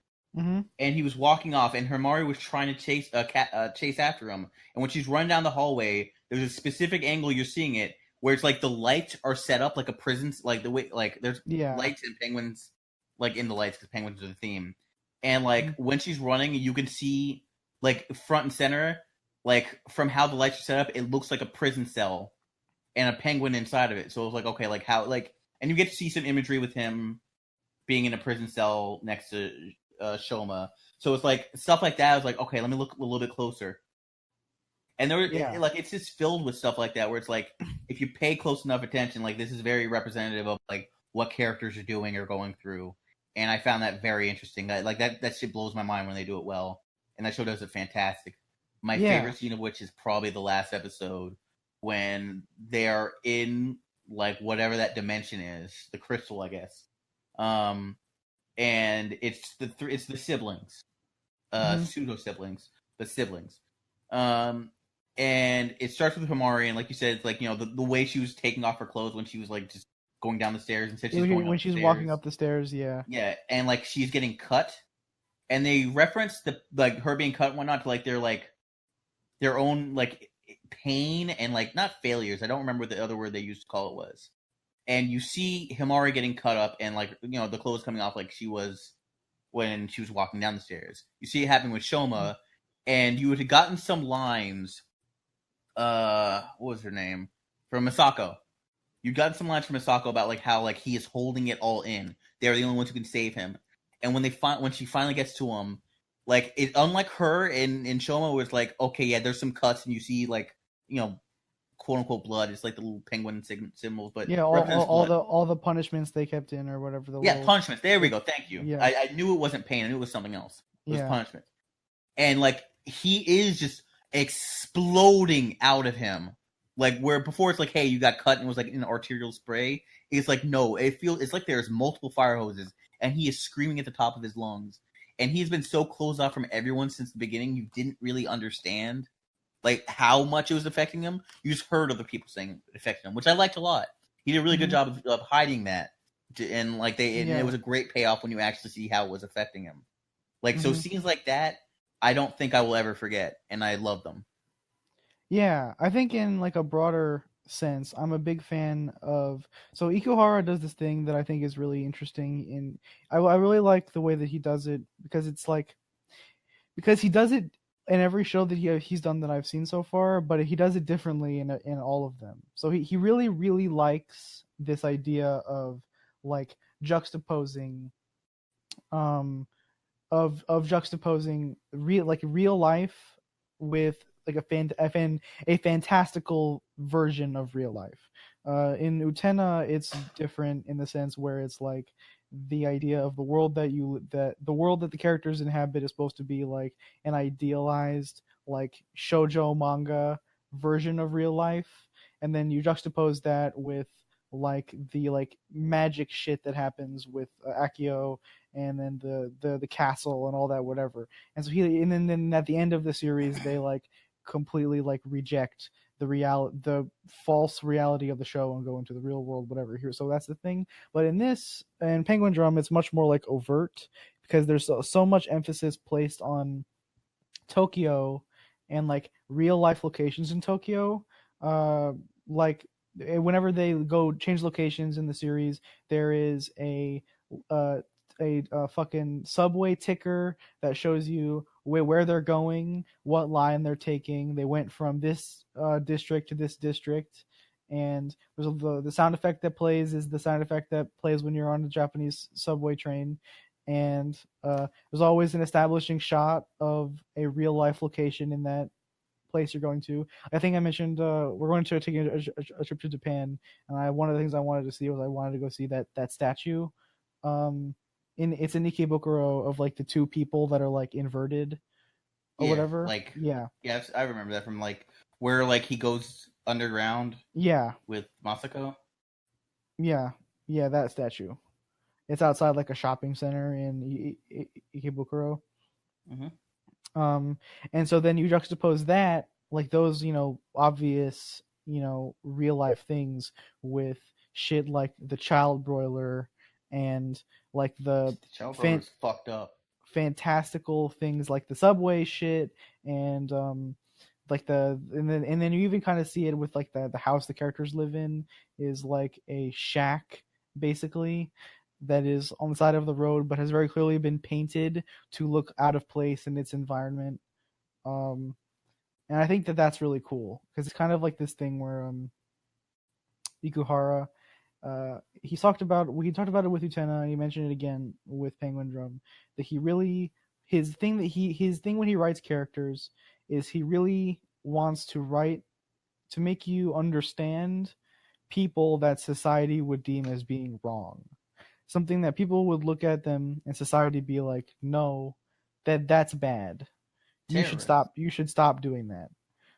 So in Utena, you obviously have like the gender relationships and like like gay relationships, things like that, right?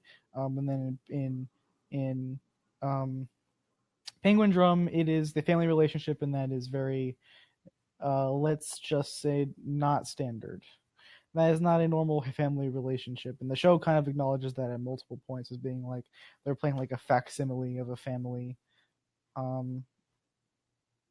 Yeah, and so like slightly unrelated. Sorry, actually, no, you can continue with your point. I'll ask after. Okay. And so it's sort of and so it's sort of like this idea of playing up the like disconnect these characters have from the reality, and then also using the real life locations as stand-ins for fantastical things. Like I fucking love that Tokyo Tower is just Momoka. There's some amazing scenes in the show where like Tabuki and Yuri are talking, and they'll be like in their apartment, and then they'll be like having a conversation, and then Tokyo Tower will be like dwarfing both of them while they're speaking, and like it'll be like there's actually a really scene I remember being very good where they're having like an argument where they're both talking about how like they're disagreeing with how they're going about the thing, and talking about how they're like disgracing Momoka's memory or whatever, and there's this really wide shot where they're both on opposite sides of the room, and dead center of frame in between them is Tokyo Tower through the window. Yeah. And that shit's really fucking good. And like whenever Yuri is on screen, they try to incorporate Tokyo Tower in some way. I think it's really cool.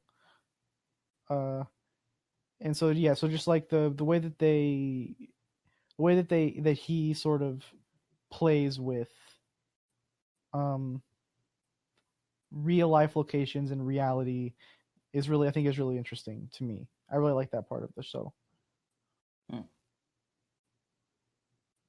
Yeah, what was your question? The thing I was going to ask. Yeah, so it was unrelated to this because I was like, man, what else has he done? And so in 3 shows and a bunch of OPs. Yeah, so that's the thing I was going to ask. Have you seen his 3rd show? I have not seen Yurikuma Arashi. No. Yeah, that was the thing. I was like, okay, what was the 3rd show? And I saw that, and I saw it was also a magical girl show, and I was like, wait, what? It's not really a magical girl show. Well, the tags on it are fantasy, science fiction, Yuri, and magical girl. And Utena also is not really a magical girl show. By proxy of the fact that it has a transformation is the only thing you could call it. Yeah, pretty much.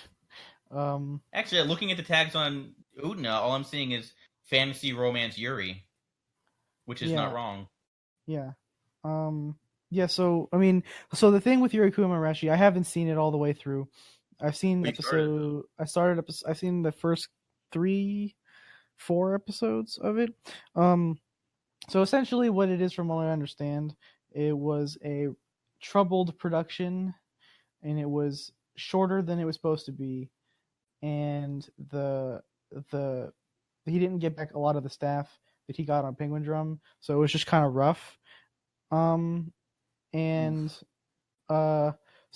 the thing with Penguindrum that I talk about with Penguindrum is that it shows 24 episodes long, and that is a fucking dense 24 episodes of show. Mm-hmm. It feels like he needs every single second of that show to fully address all the things he wants to do in it. Mm-hmm. Like, for doing Ringo's story and Yuri and Tabuki talking about the full impact of the effects of the terrorist attack, and making his point about fate and determinism and blah blah blah, all that shit. It takes him 24 episodes to do that, and it's like it's full to burst with bullshit, right? Utena is 40 episodes long, and part of that show's methodology and like the ethos, the way that it's structured, is built around it being a longer series. Like that show knows it's long, and if it was shorter, it really wouldn't work. And so I feel like with Yurikuma Arashi that the problem I can already assume that it has is just that it's too short, and so he couldn't do all the things he wanted to do how he wanted to do them. So I mean I don't know that that's the case. I have heard that is the case from people that like his shows and that have seen it. But I have not seen it myself, so I don't know. Well, it's pretty short. I'll actually check it out and simultaneously piss off someone from the best friend subreddit. Very gay. It is like it that said one Yuri is, in the tag. No, it is like there's a part in the first episode where it's like obviously like a metaphor for like oral sex, and they're like licking the sap out of a lily petal or whatever. Oh no! It's like, bruh, that shit's like maximum gay. Yeah. Also, what I do know is that it's a co-directed series. Ikuhara directed it, but also it is half of it is directed by the guy who directed Revue Starlight. That's a good sign, though. Well, I haven't finished Revue Starlight. I'm at 4 episodes in. I made the mistake of checking the series out with my girlfriend, so now our ankles are chained to it. Yep. Yeah, I can't watch it and finish it on my own. I have to wait for her to be ready to watch it. So I fucked myself. Yeah, so he's cool. Yeah. So he actually, speaking of looping back to Penguindrum, he actually worked on that show as well.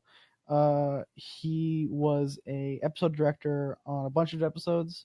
It was specifically in the latter half, and he was taught to direct during the production of the show by Ikuhara. Because before that he was a key animator. Mm-hmm. So that's a cool thing to know. I forget which ones he directed. It was probably like, I think it was like 19. I don't remember.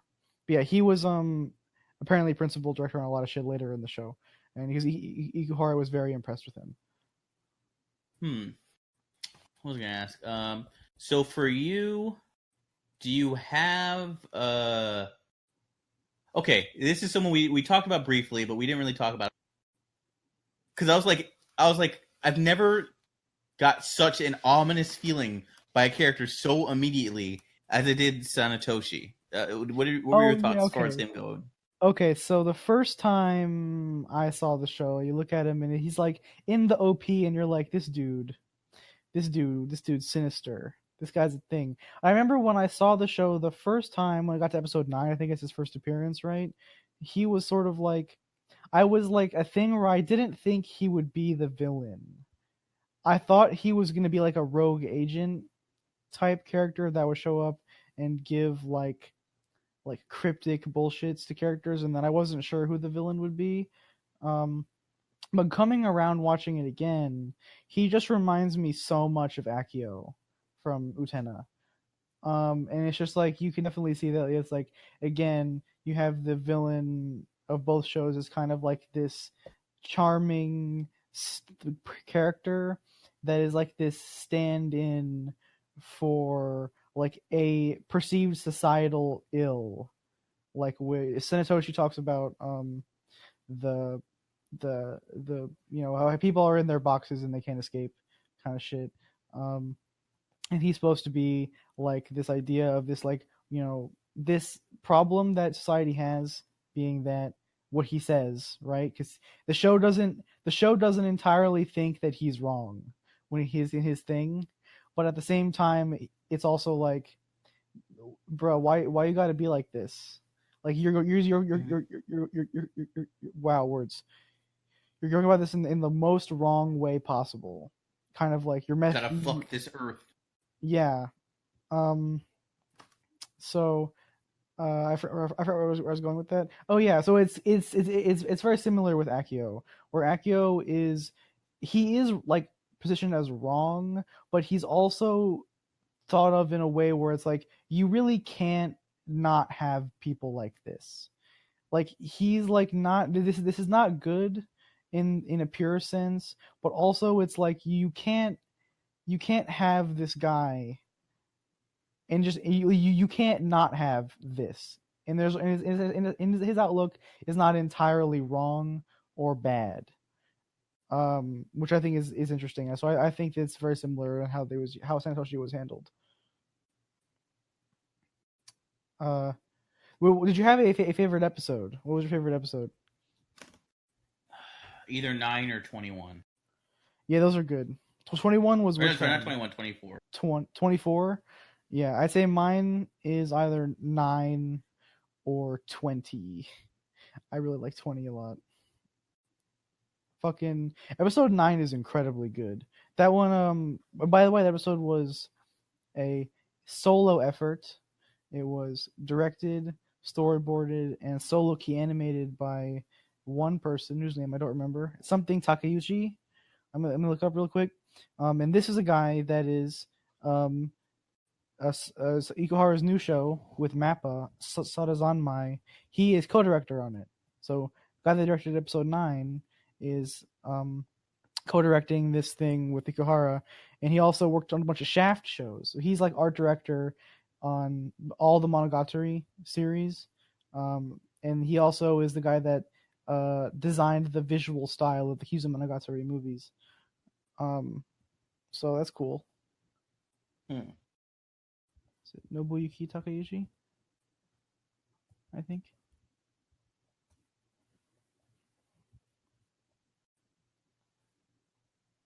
Well, yeah. I believe it is. Yes, it's Nobuyuki Takeuchi is the guy's name. Yeah, we're doing the Patlabor movies. Yeah, so fucking episode 9 has like wallpapers every fucking 12 seconds. It just looks so good. The only thing I was like, oh no, why? Was when Santoshi was trying to kiss her. I was like, he's really about telling this little girl to kiss. I was like, please stop. Yep, that also reminds me of Akio. Because he's like, he leans over this. How old is Hamari? 14, maybe. Yeah, she's a year younger than the her brothers, and they're 15. Okay, one trying to kiss this little girl, and she's like, stop it. He's like, okay. He got close before she was like, stop it.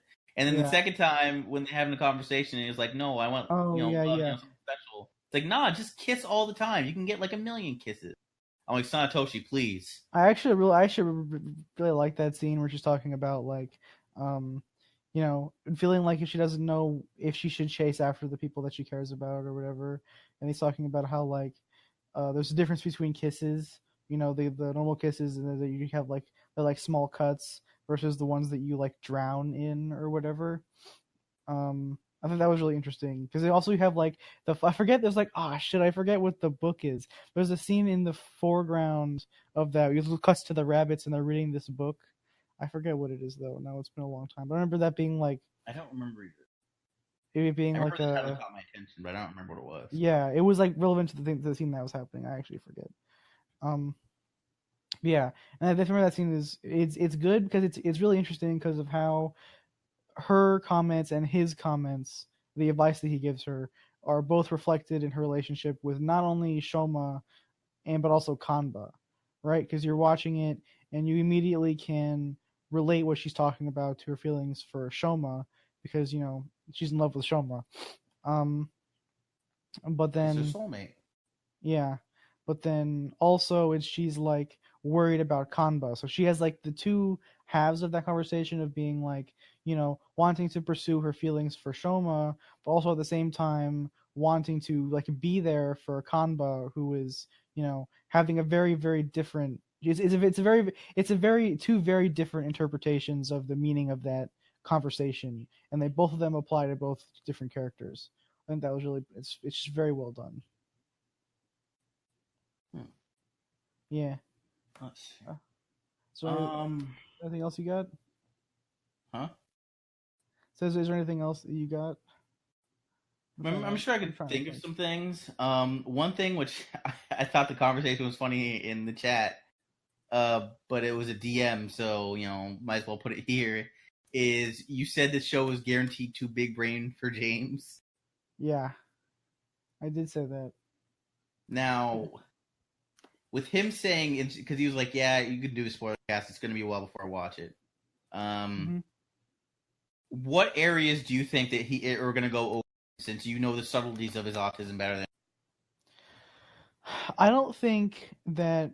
I think there's some shit that might go over his head, but I think that's kind of unfair to assume that won't happen to some people when they watch it the first time, because it's just a show that you kind of I talked about it and thought about it for like weeks after I saw it the second time, to be like, yeah, okay, I think I fully understand this show. I can talk about it. I thought I understood it.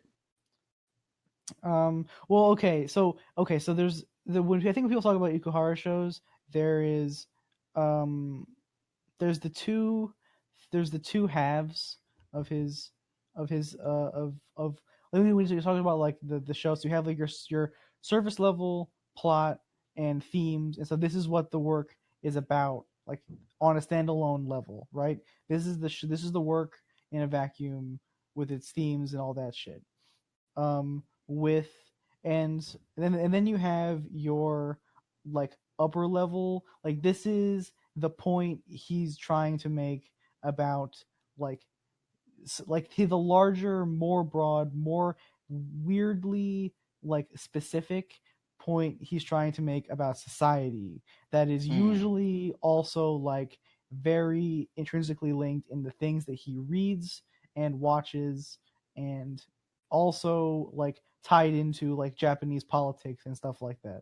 And so like with I was saying before, with comparing Utena to Penguindrum, I think that with Utena, it is generally, I think, easier to watch the show in a vacuum and get like out of it what you get out of it. The show, like understand the show, what he's trying to say, whatever. And then when you want to like go to that second level of being like, okay, what is it he's trying to say? It's like a huge wall of like what is there so much, because there's so much shit. You have to talk about like the influences from Greek theater and the like implications of invoking like I forget what the fucking book is called, but whatever the book the Abraxas quote is from, I can't remember, and all that shit.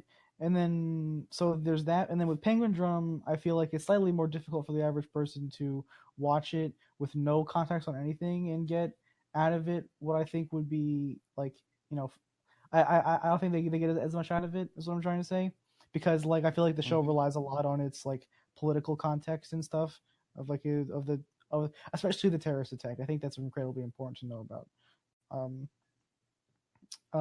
But it's like not as the wall is not as high to get to that second layer of stuff. But that's what I'm talking about. Is like I remember reading up on the Lost Generation shit and trying to figure out like the because there's like a degrees of Japanese thought around the time being talking about like the age of idealism versus the I forget what there's like these two like ages of literature, and they were literally separated by the Aum Shinrikyo attack. I think it's like the age of idealism and the age of I can't remember.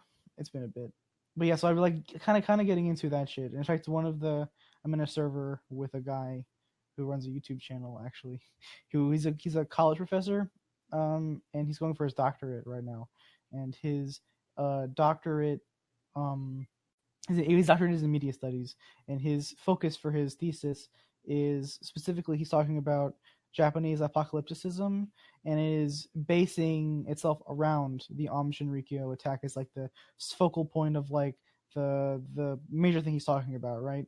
So I was talking to him about some stuff as well. And so I think that like that stuff is really, it's there. I think it's cool.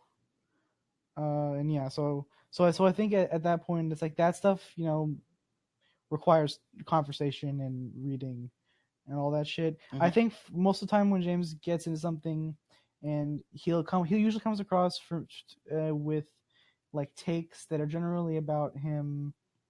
He'll watch something, and then he'll get hung up on something very specific that doesn't really matter.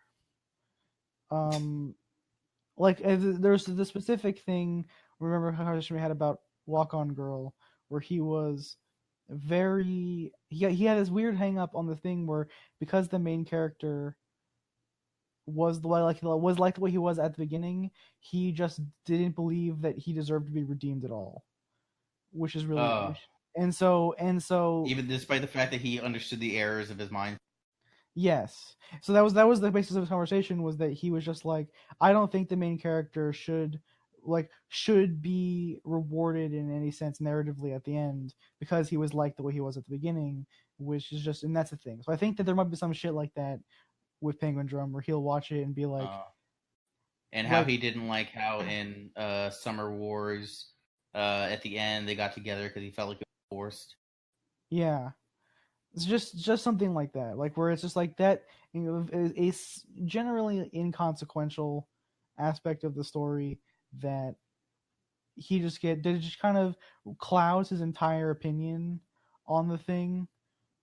I feel like it probably would be related to, like, I don't know, a fucking Sanetoshi and trying to come to grips with the admittedly very complicated implications of simultaneously empathizing with actual terrorists and also and also saying that their actions were wrong. I don't know where he would go astray. Because I went in without half what you're mentioning. And like, there's some I'll say there's some stuff that went over my head. I feel like it wasn't like bad for me, like to the level of like, hey, I didn't get this. Like the political stuff, I didn't really get. No, like the stuff about like, oh hey, you know, how I instantly lose my train of thought. Holy shit, how did that happen to me? We have the best of us. Well. Damn, that really happened to me just now, live on podcast. Fucking brain fart. Yeah, I don't remember. I felt like I got it, not all of it, because I had to ask you for a decent amount of things. It definitely would have probably helped a lot more if I had known about. Well, you mentioned it, I just didn't ask you. But Nylon Galactic Railroad, because I remember you were saying something about an apple, and I need to have seen something else for me to really get that. Yeah, the apple and then the scorpion shit. Do you remember the last episode, right, when they're on the thing and switches, like, you know, what was it? It's like the living and the scorpion fire is what the thing says at the end. For like the two different like tracks or whatever on the train. And that shit obviously a reference to Alaska Road as well. And then you have your fucking inversion of the thing where the whole show they talk about how Kanba is the scorpion fire, but at the end is Shoma is the one that sacrifices himself to become the flame. Mm-hmm. He becomes Lord of Wind. Lord of Cinder. Yeah. Did you ever figure out, before the show told you, did you ever figure out what the Penguindrum was? I did not. No. I did not. I figured the book would be a red herring because she never explicitly said the book was it. When I watched it the first time, I don't think I even picked up that it was supposed to be like the apple. Like I just think that whole thing went over my head when I saw it the first time. I remember being confused at the episode where like she took half of Kanba's apple, half of his half, and I was like, did she take out his heart?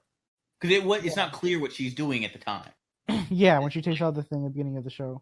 Because the way it's colored is like you could tell she ripped something out of him. It was all shaded, and she took out something red. But you can't tell exactly what. So it's like, all right, you know, he was chosen. Shoma wasn't. Shoma was like, well, I guess I'm gonna die. And he gave Shoma half his apple, and then that chart.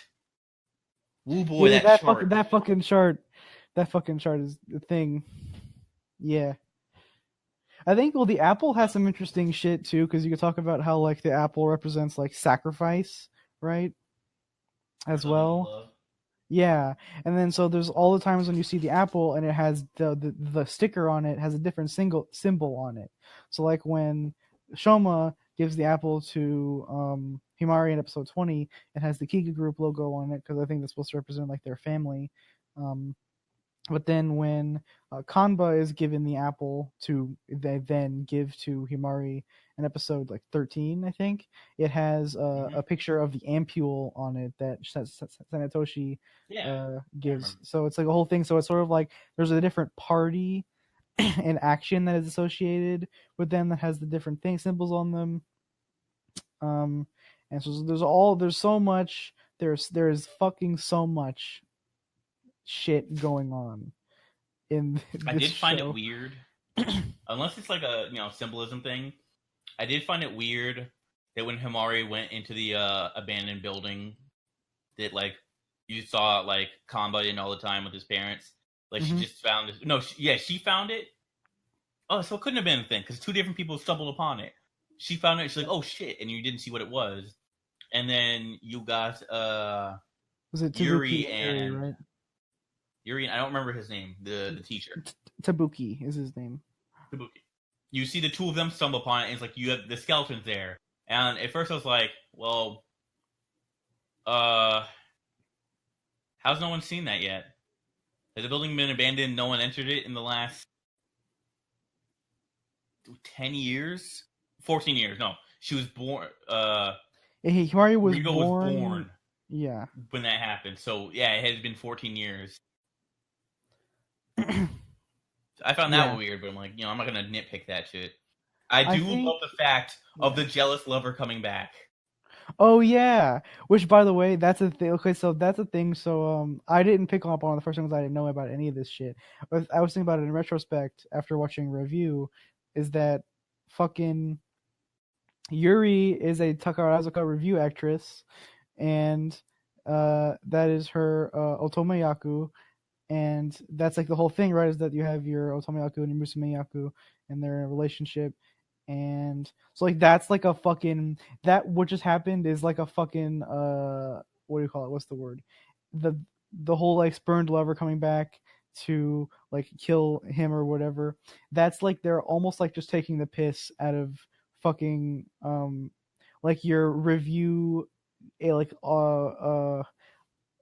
penny what are the name of those shitty books you see at like the grocery store? I forget what those are called, but like you're like shitty, I know what like you're talking about, but I don't remember the name dime romance novels about review actresses.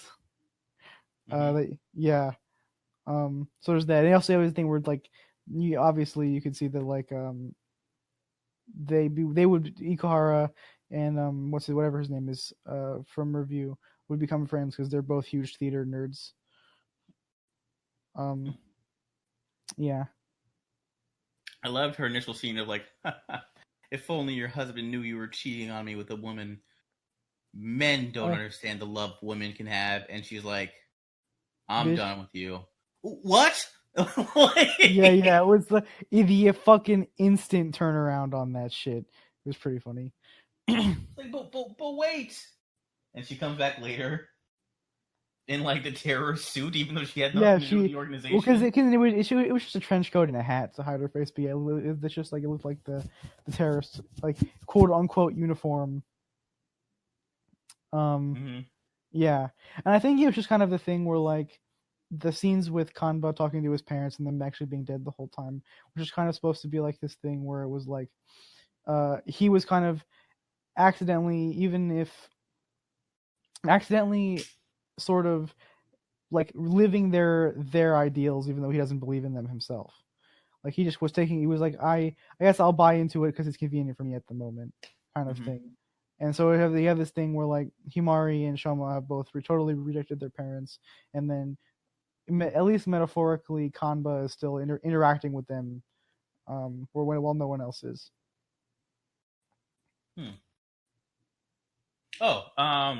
Question. This kind of just came to mind now. Yeah. And this was supposed to, so I'm aware of why Himari is better. Because it was initially Ringo who was going to sacrifice herself to heal Himari. Right. And then Shoma was like, I will take on this burden. Right. Why is Mario better? Because to my knowledge, neither of them knew about Mario. Oh, so I remember Satoshi just heals Mario. Remember that? He says, like, when Satoshi is with Kanba, and it's like, remember, please, just do what I say, and I'll save your sister. And then he just like saves Mario right there, like in that scene. So he's like, just believe me. And He saved. Masako also. Yeah, he saved Masako. I didn't see him save. Oh, maybe I don't remember. Because Well, I think he would like it was like, oh no, my sister's dead, and he was like, I could bring back Kamari if she dies. Look at this. Yeah, that's right. He rubs his finger on it, and then like Masako's alive again, and that's when she's in the bed. Yeah. She's like, no, please don't get on the train. Like no one ever talks about Mario. So I don't see why when it's like I'm taking on the burden, I'm healing him. Because I think it was the idea is they both take on the sin, that being the original their parents did, and so Mario being hurt by that it was the same sin. So that I can see, because like I wasn't like gonna be like James tier mad, but I was like because I thought if it's to remove the curse from that I can understand. I thought initially it was like I'm using this spell to heal Himari specifically. That's why I was like, why is he better? Because they didn't know he existed. Yeah. Kanba knew, but Kanba didn't take on the thing. Yeah. But okay, if it's just like removing the curse. Yeah, because it was just taking on the burden of, because remember it was when they wanted to change the to change fate or whatever. That was just like they have to take on the full burden of the sin that you're erasing, basically. Oh boy. So I'm not gonna say this is what he's like. This will probably be like one of my last points because we should probably wrap up. Yeah. Thinking about Tiny Brain James, do you think he would have an issue with like, as serious as a lot of the story is told, there is legit magic that people have that is not explained? Because I can just run with that, but I don't know how he'd respond. I don't know, because that was the thing, is that for clarification on this conversation, the reason why we're making fun of James so hard is because, well, there's a lot of reasons, but in this particular instance, it's because he messaged me at one point. He had forgotten which show I had recommended, and he was like, hey, what was that show that you recommended that was about terrorism? Was it Penguindrum or was it Terror in Resonance? Which one was it? And I said, oh, it was Penguindrum. And then he was like, and he like read at me for like 20 full seconds and was like, what? But this show is a stupid magic bullshit. Why isn't this cool show with my realistic people in Tokyo? Why do I gotta watch the show with dumb magic in it? And I was like, fuck you, fool. Watch the good show, because Terror Resonance is not that good. It's oh no, did I just crash Discord by accident? Did you? Okay, this happened last time. It'll fully crash in like a half hour, which means that we have time. Won't be on that long. Yeah. But yeah, so what was the question? What was the question you asked me? I forgot. I got distracted by. I was gonna say if you think James's issue with the show. Oh yeah, well he has already expressed distaste for the magic part of the show, because apparently, whenever you introduce supernatural, fantastical elements into any sort of serious plot, he becomes incapable of taking it seriously. Which that's his prerogative. He's allowed to be wrong if he wants to be. Yeah, I guess if we're wrapping up, I'll just say that this is one of those shows where I don't know if I'd recommend it to everybody, but I think everyone should give it a shot. I guess it's kind of an oxymoron that I just said, but it's an incredible show. I'd like people to at least bounce off of it if you watch it and you bounce off of it, then that's fine. But I feel like people should give it a shot because it's underwatched, underappreciated, despite being very, very good.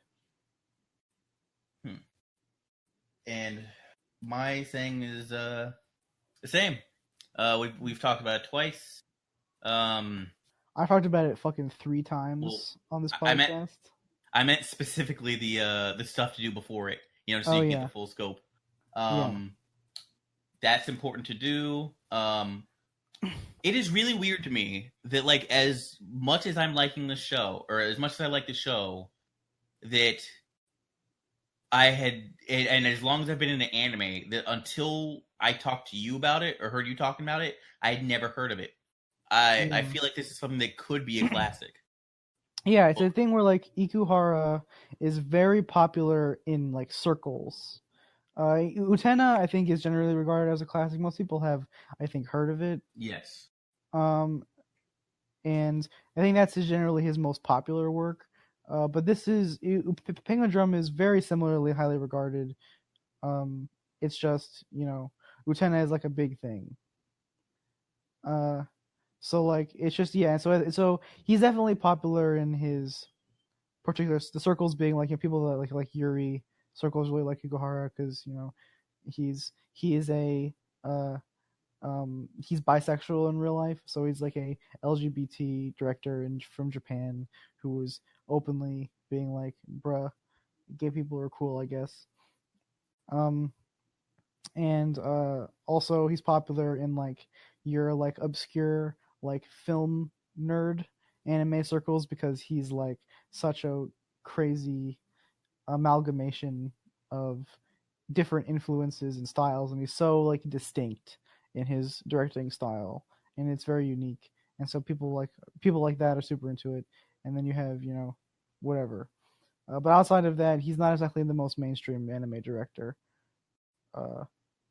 So this probably has to do with that. Also, his shows are like weird. Like, yeah, like Utena is like weird. How specifically? They're not very straightforward. Like you kind of watch it, and some people just aren't into like all the visual abstraction. Like I've noticed that a lot of people that watch and they're like this, and this. Why did this happen? This wasn't explained. Like why?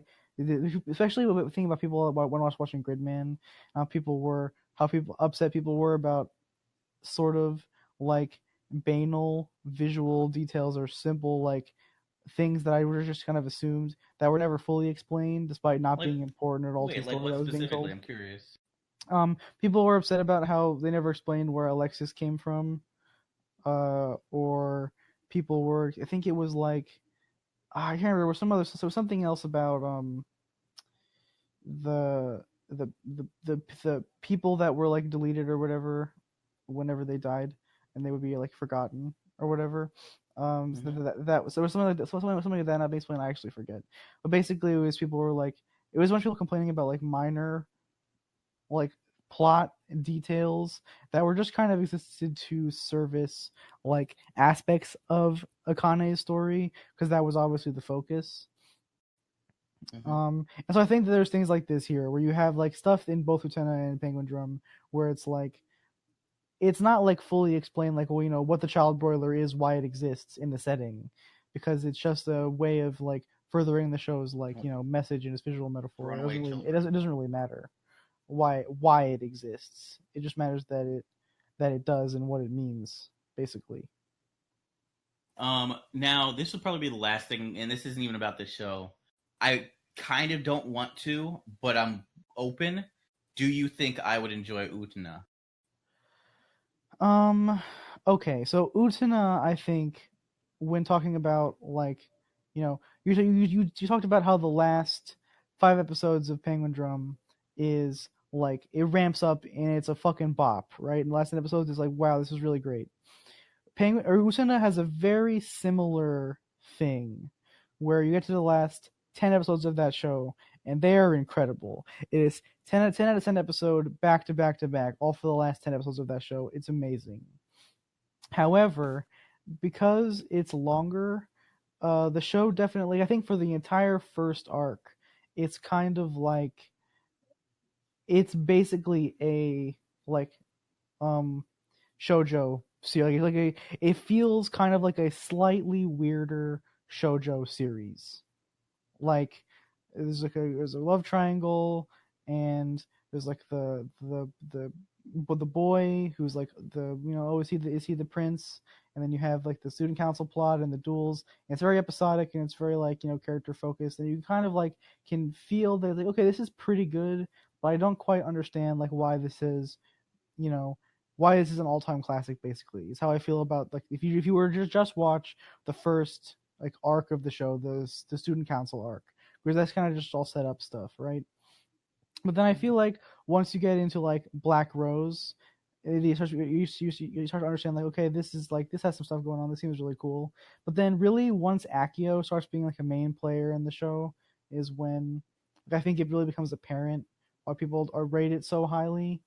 So it's a thing where like I think you might not get as much out of the beginning of the show as you did with Penguindrum, but I still think if you made it to like the shit with Akio, which is like that's like the last half of the show. It's like the last 10 episodes are like the last arc, but Akio shows up at the end of Black Rose and he's there from then on till the end of the show. I think that you would really like it, but it's up to you, I guess. Okay, because it's one of those things where I watched it is fun. I watched some Utano when I was a kid. You watched the dub, right? When it was aired dubbed on TV? Yes. That dub is terrible. It's so fucking bad. I mean, this is way before I was in deep I enough to know. tell, like, I know, but I'm just saying, like, that dub is hilariously bad. So I was like, okay, and I remember watching it, and I remember, like, being like, oh, Kiss is lesbians, like how, kids, young guys. And I was like, okay, well, I guess they're not really in a relationship, or they are. Okay, well, they're not kissing, whatever. And I saw some, like, fights, and I remember only watching, like, 4 episodes, maybe 5, and it never really caught me. Because back then, little Claude Jr. was really only into his shonen, with some exceptions. Cowboy Bebop was an exception. Inuyasha was an exception at the time. Because, the ecchi moments in that got me when I was a kid. I don't know. There was very few non-shonen shows I'd watch when I was younger. And that super wasn't for me. And I've looked at it, and for a show that's older, it is gorgeous. Which is weird to me. I haven't even seen that show, and I've seen people complain about, like, or not really people complain. I've seen some people talk about it, and people have been like, "Oh, this looks so old." Like, people like if there's anything on Facebook or not some anime group being like, "Hey, remember this classic?" Look, LOL looks so old. Like, this show looks gorgeous. Shut the fuck up. Yeah, it's art design done by Shichiro Kobayashi, who's a very famous art designer from Japan. He used to work a lot with Ikuhara's. I guess it's one of his biggest influences from Japan. Director Osamu Dezaki, who did he did the Japanese Ashita no Joe, and Space Adventure Cobra, and fucking Rose of Versailles, and fucking Onisama and shit like that. And Utena takes the people compare it to Rose of Versailles a lot, but he's like, you guys are dumb. Let's like straight up interviews. He's like, people talk about Rose of Versailles and all the time about how much influence for it. He said like, bro, have you guys even seen Rose of Versailles? It's nothing like that at all. But I think the most obvious visual influence you can see is just a lot of time. That's like the OP for Dear Brother Onisama is like the Victorian outfits, people with they're in the chariots or whatever, and you have like people with detailed and colored clothing, but everything else is monochrome, including like their face. So you have like the people in the chariots are all like shadows, but their clothes and their like hair are colored, and that's a very common like visuals thing in Utena as well, as like the images of like people like normally colored, but their faces are like in their skin is like shadowed out basically. Yeah. So like and Shishio Kobayashi worked with him a lot, and so he did the backgrounds for Utena and then art design for the movie. and he's incredible. He did the backgrounds for the Berserk 97 show, and which are gorgeous.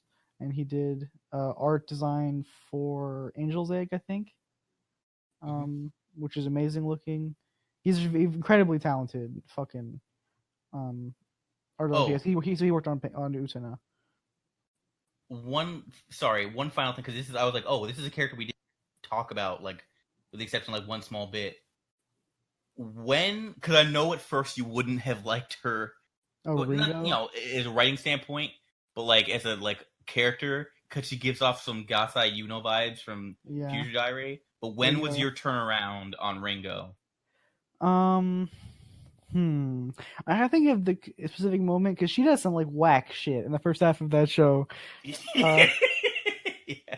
Yeah.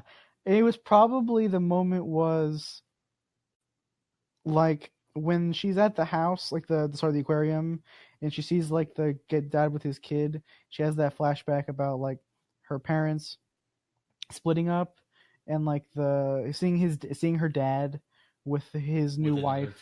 Yeah. I remember that scene being really good, and also the sequence with Shoma. I forget what had just happened, but it was like they're in the snow or whatever. I remember that scene being pretty good. Yeah. And really, I liked Ringo, the whole thing, like the episode where she's trying to get Tabuki to kiss her, where they're at the park. I remember that episode being pretty fun. That was a fun one, yeah. Yeah. So she's a creeper. She's a perverted stalker bitch. Making little nests under his bed, under his room.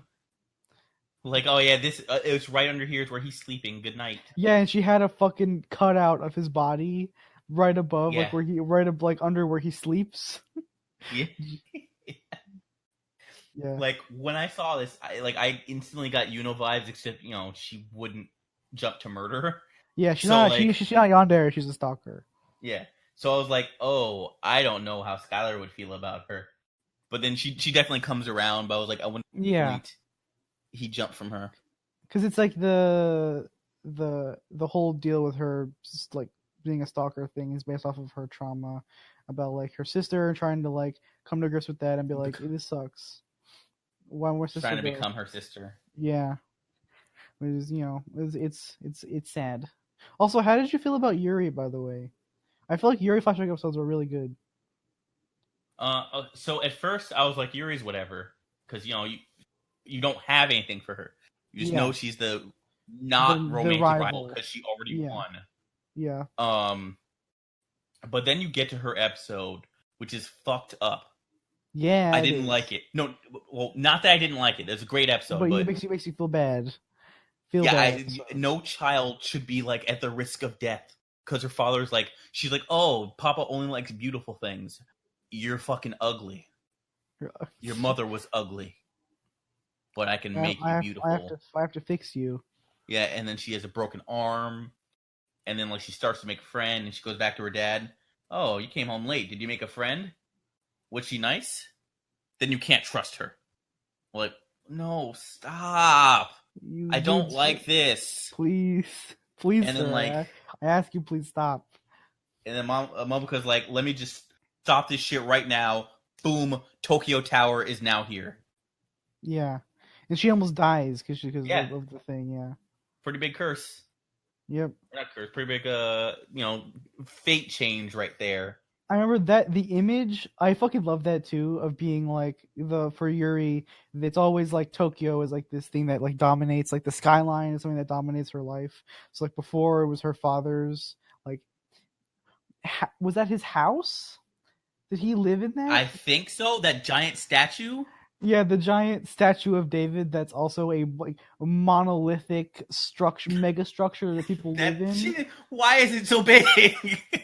There's amazing scenes throughout like the fucking park, and it is like you see like the foot in the background, and it's like dwarfing the entirety of Tokyo.